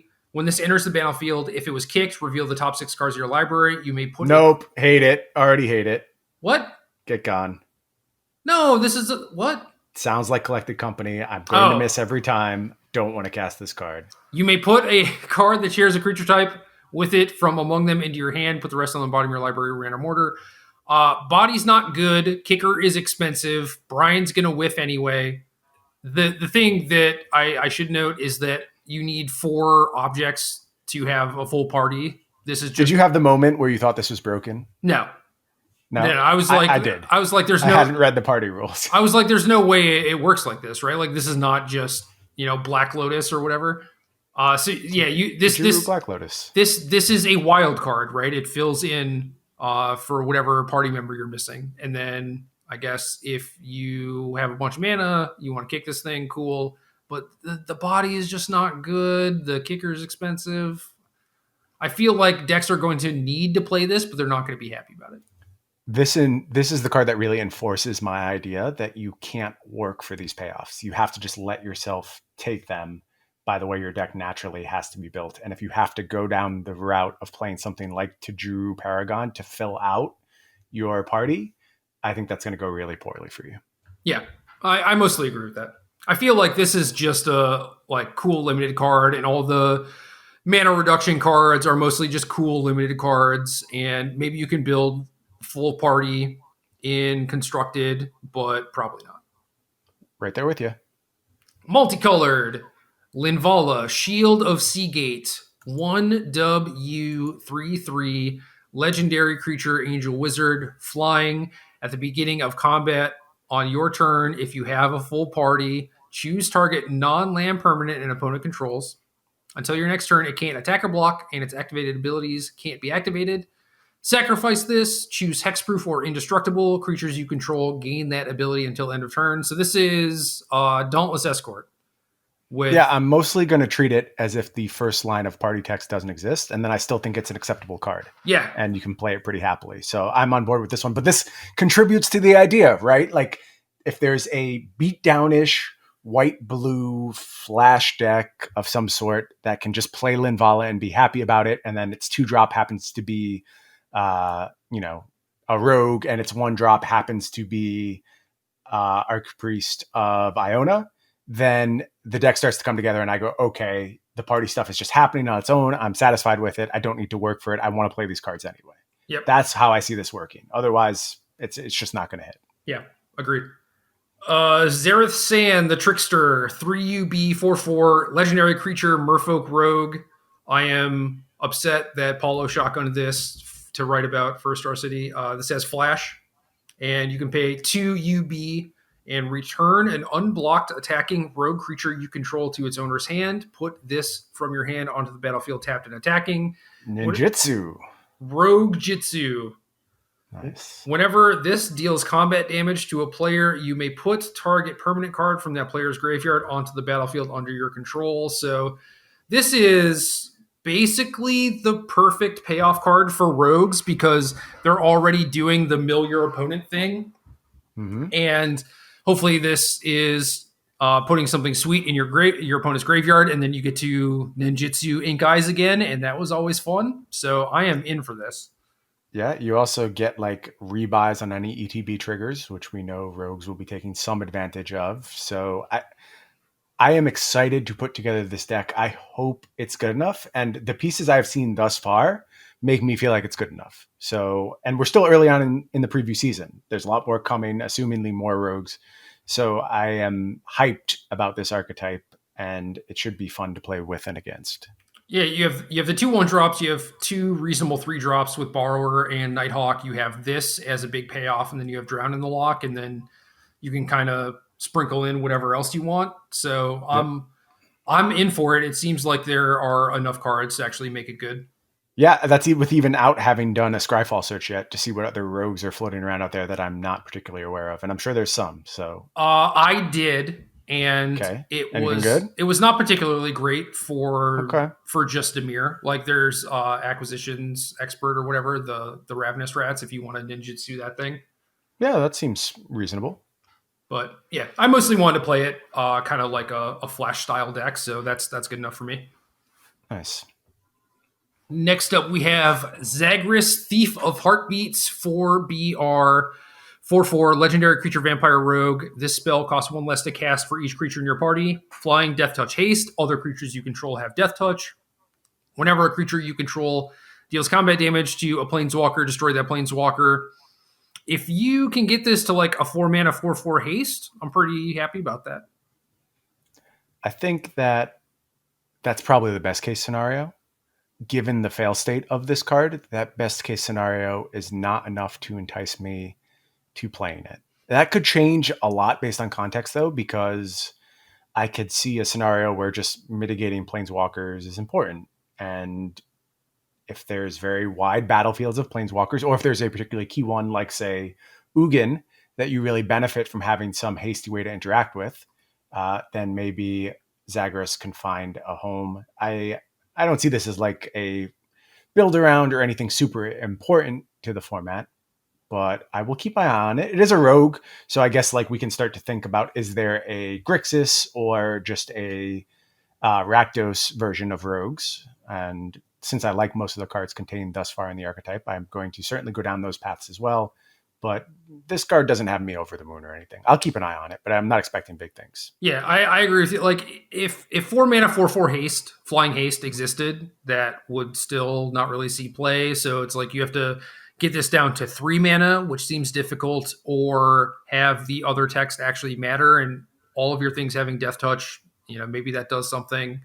But as far as like being a revenge killer for Ugin, that seems difficult after Ugin has wiped your board and now this thing costs 6 again. Cost 6 again, yeah. So, yeah, there are other party payoffs that are worth working towards, and this is not really one of them as far as like trying to go super hard on it. And I guess it's kind of cool though that Ugin's starting loyalty 6 or 5?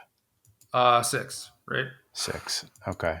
I was thinking maybe this just floats over the top of every possible mode of Ugin, but I guess that is not the case. 7. Yeah, So yeah. This gets blown up with everything else. I wanted to say 6 or 7, but then I was like, 7 is just so high. It is really high, and turns out it is able to account for Zagreus. So there go those dreams of having a Ugin-proof threat. So, yes, it still dies to Ugin, but it does mean that they have to expend extra loyalty to kill it, which can matter in scenarios where it's like, easier. Maybe you have like the ping card, the ping land split card, or you have like a 1-power haster or something, so forcing them to use extra loyalty matters. Or maybe they have to like kill their own stuff at that point. Yeah. But yeah, still not a great thing, I mean, you can't like eliminate it, right? Because it costs so damn much. That is true. I'll give you that one. Next up, another card, not yet in English. This is Yasharn, some sort of legendary creature elemental boar. It is 2G dub for a 4/4. When this enters the battlefield, search your library for a basic forest and basic plains, reveal them, put them into your hand, then shuffle your library. Players can't pay life or sacrifice non-land permanents to cast spells or activate abilities.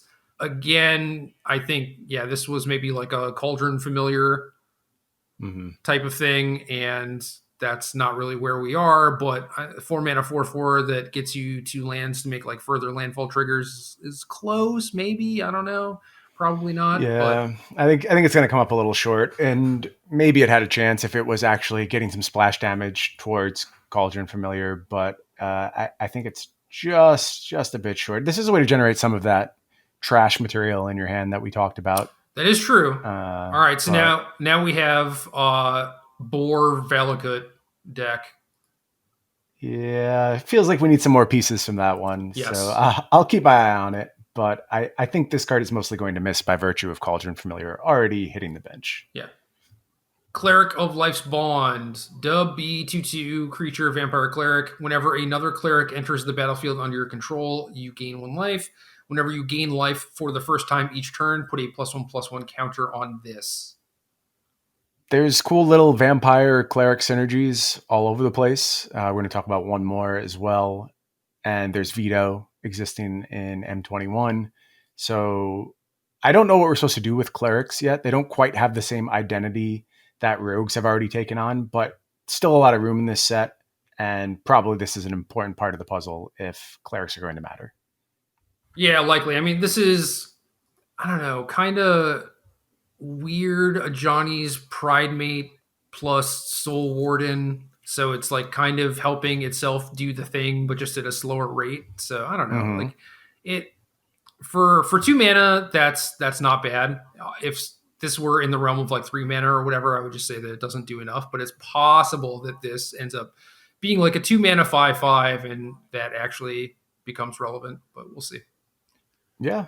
And, I think those life gain triggers in combination with things like Veto, and there's some life linkers under the Cleric banner as well. All those things, you want them to come together to form a package which is more than the sum of its parts. And you see the potential.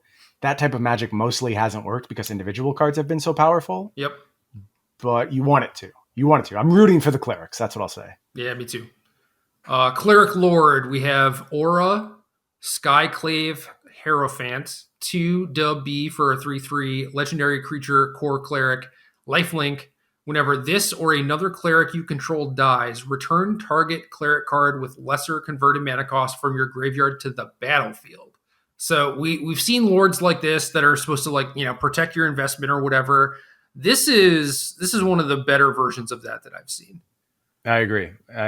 Again, still no clear identity. This is just like a good value card that happens to be a cleric and rewards you for playing in a bunch of clerics. And, the lifelink's there. So I'm going to check the type on Veto real quick. I think he's a vampire cleric, but I want to be sure. I did not do a search for clerics yet, only rogues. Veto, Thorn of the Dusk Rose, is a legendary creature, vampire cleric. If you're not familiar with Veto and haven't played it, whenever you gain life, target opponent loses that much life. And then for black, 3 creatures you control gain lifelink until end of turn. So obviously Veto amps up the damage that this card is capable of doing. It is a way to get your Veto back if that's going to be a key part of your strategy. So you see what's going on here. You see all the pieces starting to come together. There's got to be some more oomph to the engine, though, and a little bit of redundancy in all these ideals if this is going to quite get there. Yep. Next card is Kaza, Royal Chaser. You are 1/2. Legendary creature, human wizard. Flying haste, tap the next instant or sorcery spell you cast this turn costs X less to cast, where X is the number of wizards you control as this ability resolves. What are we casting with this, Brian? Lofty freaking Denial. All day. 1 mana Lofty Denials. On turn 3, you're playing a threat, and you get to keep up your Lofty Denial. Love it. All right, that's gas. What else you got for me? That's it. That's all I have thus far. But it plays well with both parts of that card, and Wizards definitely don't have an identity. For all the complaints about clerics not being completely clear, I have no idea what wizards are supposed to do yet. So I'm just going to question mark. I'm just sitting this one out until we have more cards. But that synergy, Lofty Denial plus Kaza, that's good. That's good enough for standard, 100%. So if there's more pieces around that, we can start thinking about putting those cards together. All right.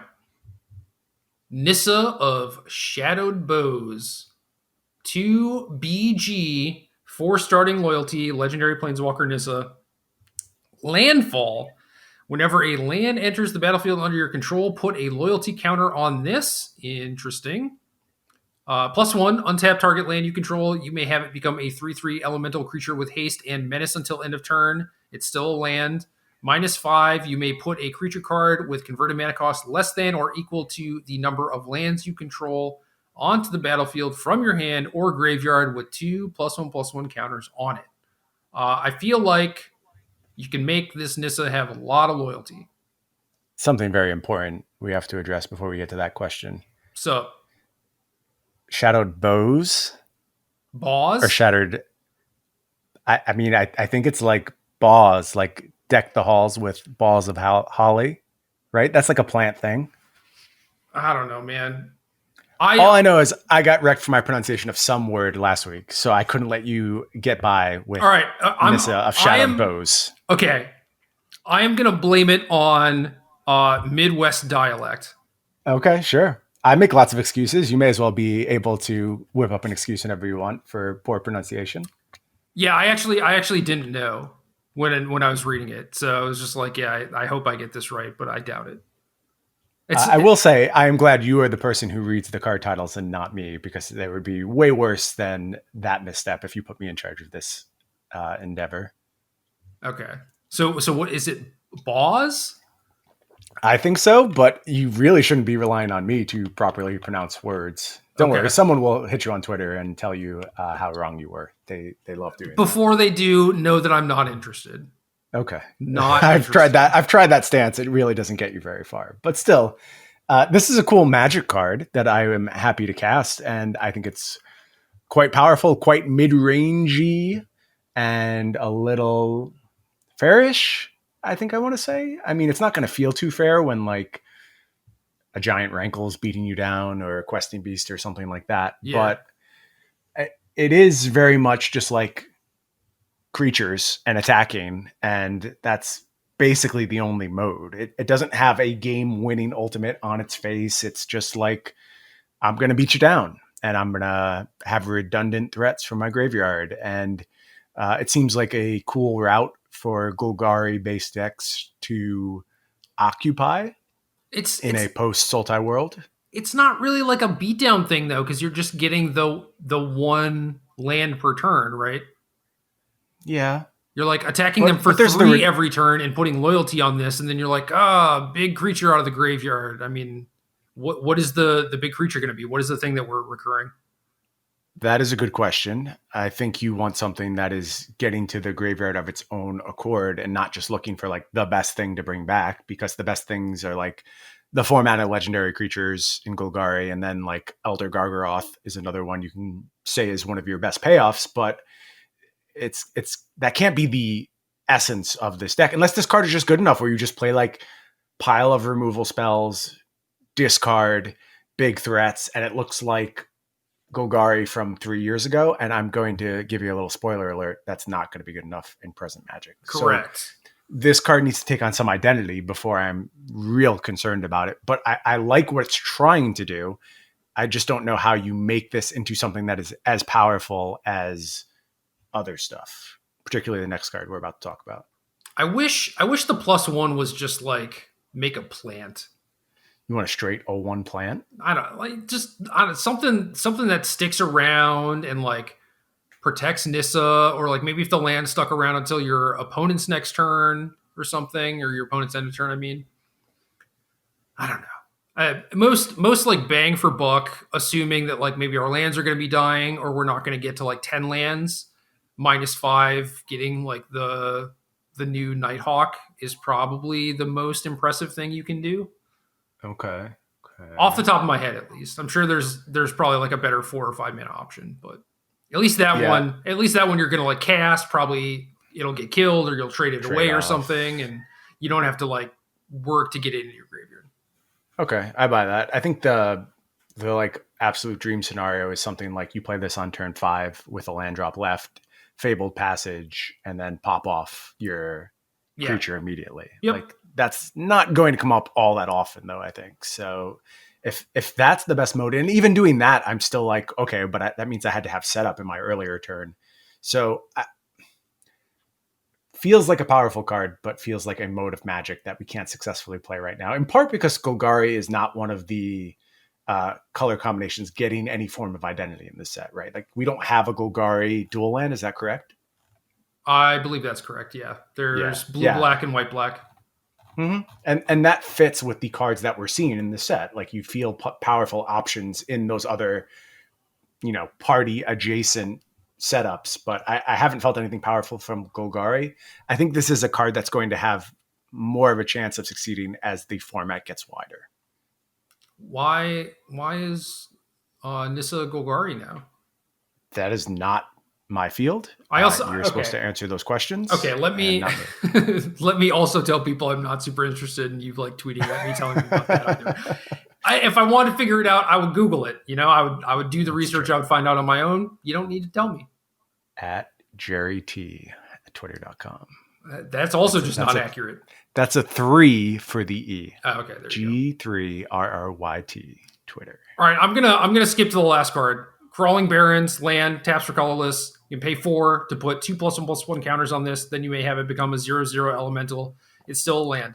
Cool. This is something to do with all the mana that you have now. Sweet. But nice. I wanted to do that so we don't just end on that quick hit. We can end by talking about Omnath, Locus of Creation. This is new Nephilim, 4 different colors of mana. RGW, no black. For a 4/4 legendary creature elemental. When this enters the battlefield, draw a card. Landfall, gain 4 life. If it's the first time, this ability is resolved this turn. If it's the second time, add RGW to your mana pool. If it's the third time, This deals 4 damage to each opponent and each planeswalker you don't control. Oh, okay. So I actually read this wrong. I thought it was each creature in planeswalker. My article might look awkward. That is a very dramatic change. I was actually disappointed that it didn't like dome the opponent. So yeah, whatever. This is still very good. Well, I am going to give you a moment to collect your thoughts because I know you have been very excited about this card, and just finding out it does something completely different has to slow you down for a second. So I'm going to give you a little story instead. And I haven't told you the story yet. We talked about this card quite a bit. Hit me. Because we were both excited about it. And I think this is a really interesting confluence of events. So people who have been listening know I have been teaching my wife Magic. And her experience with Magic is solely in the Pioneer format. She really hasn't seen too many standard cards, and she has never experienced a set release before. So she's never like had the opportunity to look at new Magic cards. And she's still not, I don't want her to sound like she's a fully entrenched player. She's pretty just on the fringes, but I can show her Magic cards now and let her look at them and get reactions from her, which is awesome. Like that's just not something we've been able to do at any point in the, oh my God, 13 years we've been together now. And for the first time with this set, I've been able to show her, look at this new Magic card. And I showed her Omnath, Locus of Creation. She stops, she reads the card, and then she looks at me and she goes, that's going to have to be banned. Which was just fucking amazing for me. Like I was so over the moon that was her reaction, because I also, well, I don't think it's going to have to be banned. I think this might be the best card in the set. And I think it's like jaw-droppingly good, but for her reaction to not only like go down the path of bans immediately, because she hears me complain about banning all the time. So she knows that's become a very large portion of Magic at this point. But I was just proud of her for nailing that this is a very, very powerful card with minimal exposure to Magic. And I am convinced that this card is being slept on right now. This could very well take over the focal point of the format from Uro. Again, I'm not saying it's better than Uro. I'm just saying that as opposed to this being the default mode of playing a fairish strategy, it could be about Omnath instead. And granted, it's going to be played with Uro in almost every single instance. Right. That's what's going to happen when you share those colors. But this is going to be the card you're more upset to see your opponent play than Uro. I promise you.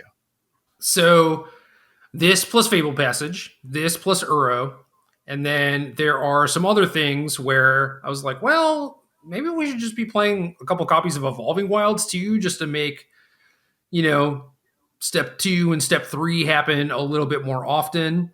And then my article was completed before the Fake Hero got previewed. And granted, I also thought that it hit creatures despite reading it like actual 15 times to make sure that I knew what it did. It's so weird. You read it out loud once, right? And it just completely changes everything. Yeah, it does. I've certainly done that many times. But let me tell you something.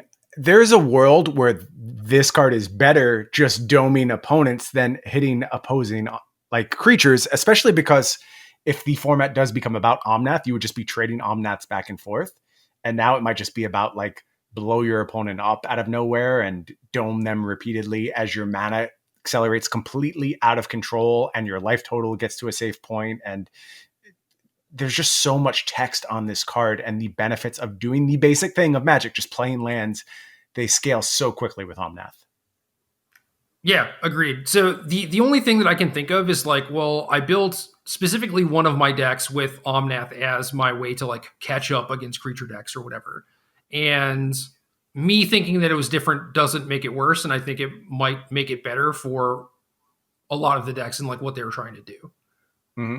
So it actually, like, killing your opponent is pretty nice. Yeah, and staple that to a source of card parity. Like you're just immediately rewarded on your Omnath. As we talked about, you're going to be rebuying Omnath a bunch from the graveyard. And then Omnath has been in play for a couple turns now. And maybe even on the first turn, you immediately got your mana investment back. But when you're plus 8 mana and 8 life and also forge your opponent on turn 5, that combination of things sounds very, very good to me. Yeah, my main thing was trying to set up like Omnath plus a land drop plus Fable Passage effectively in a turn to just like get your mana back immediately.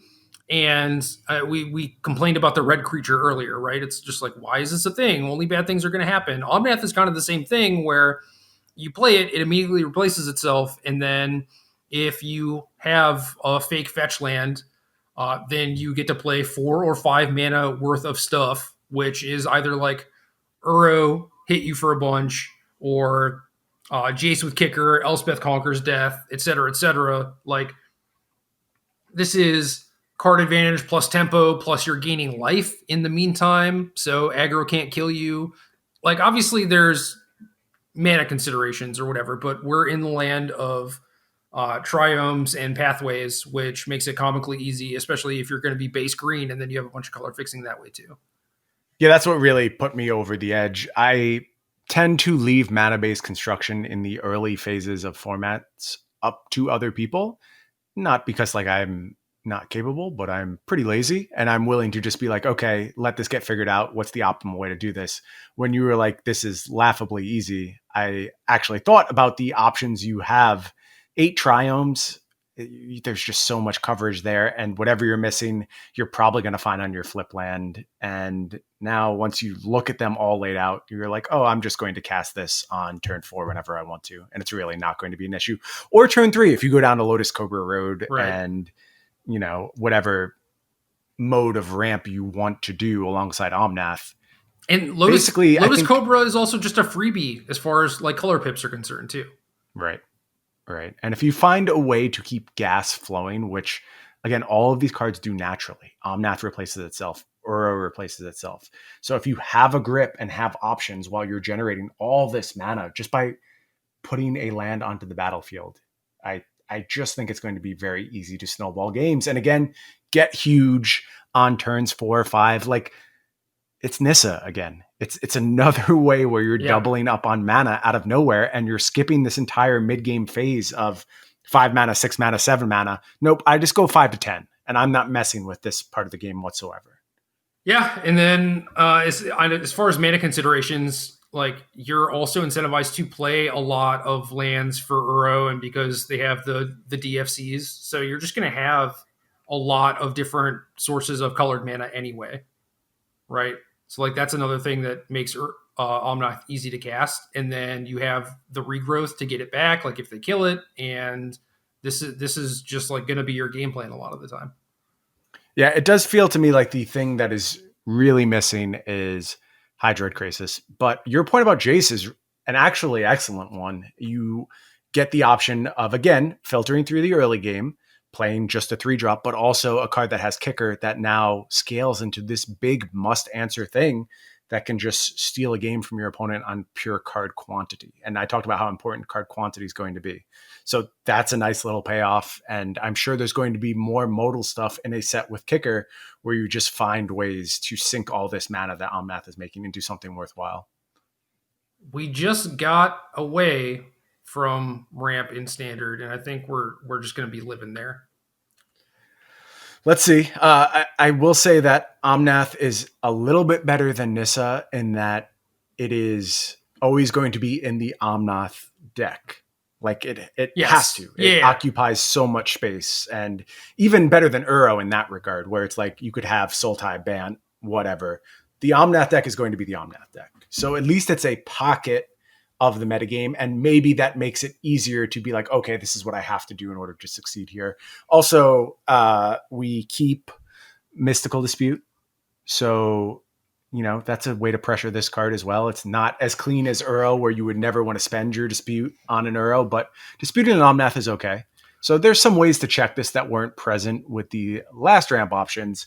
I just think this card is so powerful, and there's such redundancy you can build into your deck that this has to be a focal point of the next standard. Yeah, I would be completely shocked if this was not like one of the best decks. And my article, I had 4 different deck lists, and there were, I think, 3 that I just kind of didn't work on much further because I wasn't as sure of them as I was of the ones that I actually put in the article, you know? So like there are a lot of different ways that you can build this, but you're definitely right where it's not going to have as deep a proliferation as Nissa because it has to do a very specific thing. And Nissa just had like such low opportunity cost to put in your decks. So.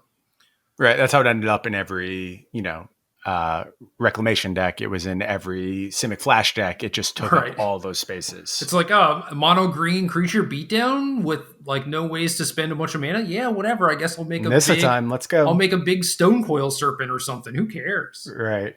Yeah. Green Black Adventures. Sure. I'll play Nissa. What's the harm? Well, that one at least had an engine, Yeah. Yeah, man, cool. 2.5 hours of previews. Next week might be just a top 10 show, probably. So that'll be good. I think so. I think we're at a full preview set by that point. Who knows? I don't actually track the schedule. I just know there's a lot of cards coming at me, and it seems to be it only lasts 2 weeks now. So I would expect us to have top 10s. All right. Should we actually take a question? I mean, the show's been long enough, but I feel like we have to do our duty. I got a really easy question from our Discord, who of course provides us with questions on a weekly basis. Thank you, lovely Discord. Appreciate you all. Is it Yo Man asking about trying to explain that Stormcaller is good? No, I don't think that was the question I was going to go for. Because we did that. We did that, right? Yeah, kind of. I don't know that we hit the points that he was looking for, but I want to have an answer to Nick Prince's question. And Nick Prince wants to know, how many crowns has Gerry T won in Fall Guys? What is your crown count up to these days? Dude, I might be the worst Fall Guys player in the world. Not true. I've played with you. You generally do better than I do. Yeah, see, that's the thing though, is like I'm very consistently in the finals, and I've literally never won. You've never won? No. I was not expecting that answer. I'm 3 crowns deep at this point. Dude, how? Coach me, man. Well, only thing I'm doing is the things you told me. Like when we first started playing together, I just ran around and died because I'd only played a couple times. But like there's a few strategies that I've now put in my repertoire, and I'm routinely in the finals. And you're just going to win some finals. Like it's just, you would think that, dude. I'm seriously like 0 for 50 or something. 0 for 50? That's mind blowing to me. I've only been in the finals maybe like 10 times. For 3 Ws. I've gotten second a lot, like maybe I might just be I've got a few seconds too. I might just be a massive choke artist, but like that's kind of the thing. And like all the tips that I have for you for like the random stages, it's like I've played them to death, Right. And like I said, I'm consistently through. Like if I don't clear a stage, it's because it's a team event and I'm not playing with Cho or whatever. It's like me and randoms, because otherwise Cho just carries me in every team event, basically. Right. But it's like team event, I make some massive, massive blunder, which then I try not to make again. Or something happens with the mechanics where like I just get bounced wrong and go flying or whatever. I just like someone touches me the wrong way and I just go flying. So what's happening on like Fall Mountain where you're not converting? Dude, I'm just never in the lead. Like I had a game the other day, I think it was yesterday morning, where I spawned on the right side, had like a pretty clear path, didn't have any errors or anything. I got to the top and a dude on the left was just in front of me. Maybe it's a mechanical failure. Maybe you don't have a good enough controller and that's what's holding you back. Well, see, this is the one specifically, like Fall Mountain, where I had a good spawn. I didn't fall down at all. I had a clear path. I got like through the hammers and everything. And I was still just second. Like, I don't know. Like, I guess I didn't like pick up a boost off of one of the swinging walls or whatever. And maybe that's what happened for that person, but I don't know, man. Okay. So I don't even know what you're talking about. And I still have won multiple times. So I don't even have a concept of the boost you're talking about. And I still have found a way to get to the end. They're the swinging doors, and like the balls come down and hit the door, and the door can like hit you in the butt to like propel you forward a little bit. On Fall Mountain? Yeah. Why can I not even think of what you're talking about? Oh, I got you. Okay. Yeah. Early on when they're going through like the swinging. Yeah, it's basically like the first obstacle, Yeah. Yeah, I mean, I always just immediately stay in the center and then hard cut to the right and hug the wall the entire way up and basically go untouched 99% of the time. And I've definitely blown the jump at least twice too, where I just missed the crown. Okay. Yeah. I don't know. I could rant all day, man. I think I'm just a choke artist. I think that's what it comes down to.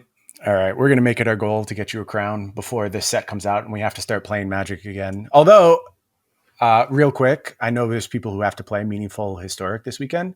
Pyromancer deck is dope, friends. I really think it is among the best choices in the format, especially because everyone picking up these mono black Godpharaoh Gifts decks, like those decks are real good. But if you just play Bedevil, I crush them routinely. Like they invest so many resources on getting to that point. It's very easy to pull ahead. I mean, Bedevil and you get like copies of Braid in your sideboard and stuff. Plus you have a bunch of removal to stop their plan B. Like I've played that matchup from both sides and I agree with you. I think the Rakdos deck is pretty heavily favored, but you should post your list either on Patreon or just like in the Discord or something so that people have it, because I have a feeling that like things will probably change after Zendikar and after the PT and stuff like that. Yeah, I will do that. I've been keeping people posted in our Discord in the historic deck list section, but a lot of changes. I was working on like some crypt breakers for a while as a way to mitigate the post board rest in peace problems, and just having, again, young Pyromancer being routinely disappointing. I've unfortunately come to the conclusion that you can't play Crypt Breaker unless your deck is just loaded with zombies. Like it's just not good enough. Yeah, and even here you have Stitcher's Supplier and Dreadhorde Arcanist, and it doesn't matter. You just need to have a fistful of zombies. So I'm off that plan, but the core plan of the Rakdos Pyromancer deck is very, very good.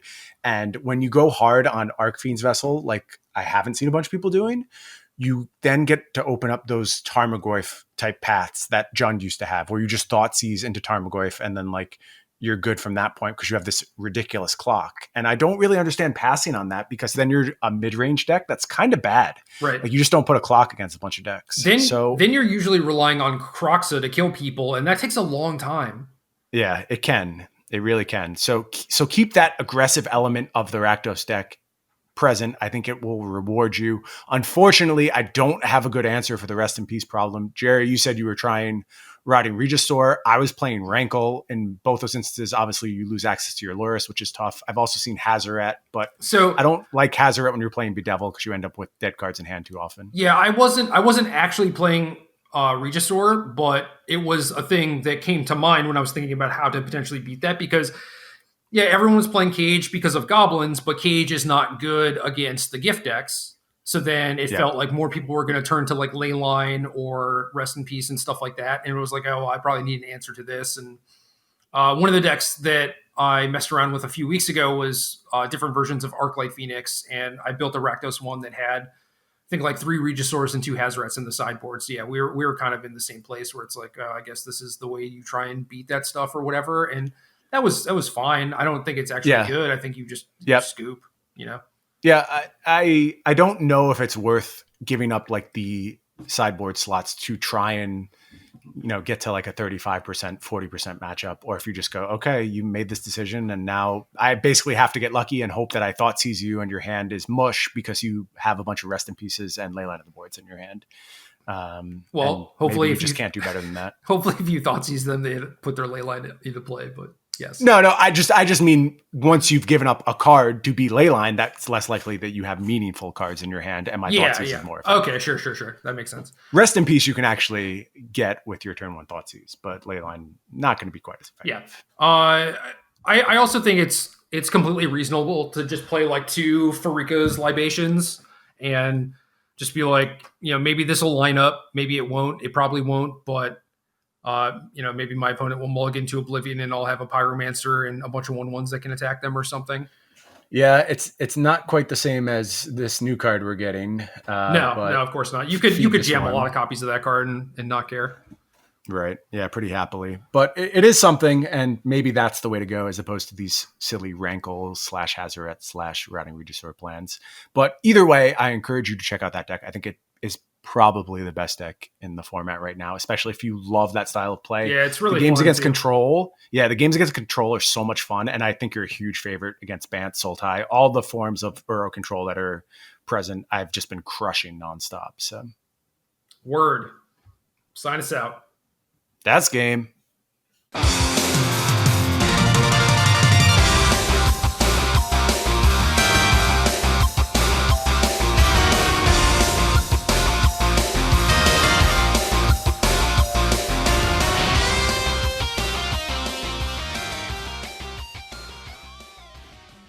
Good luck.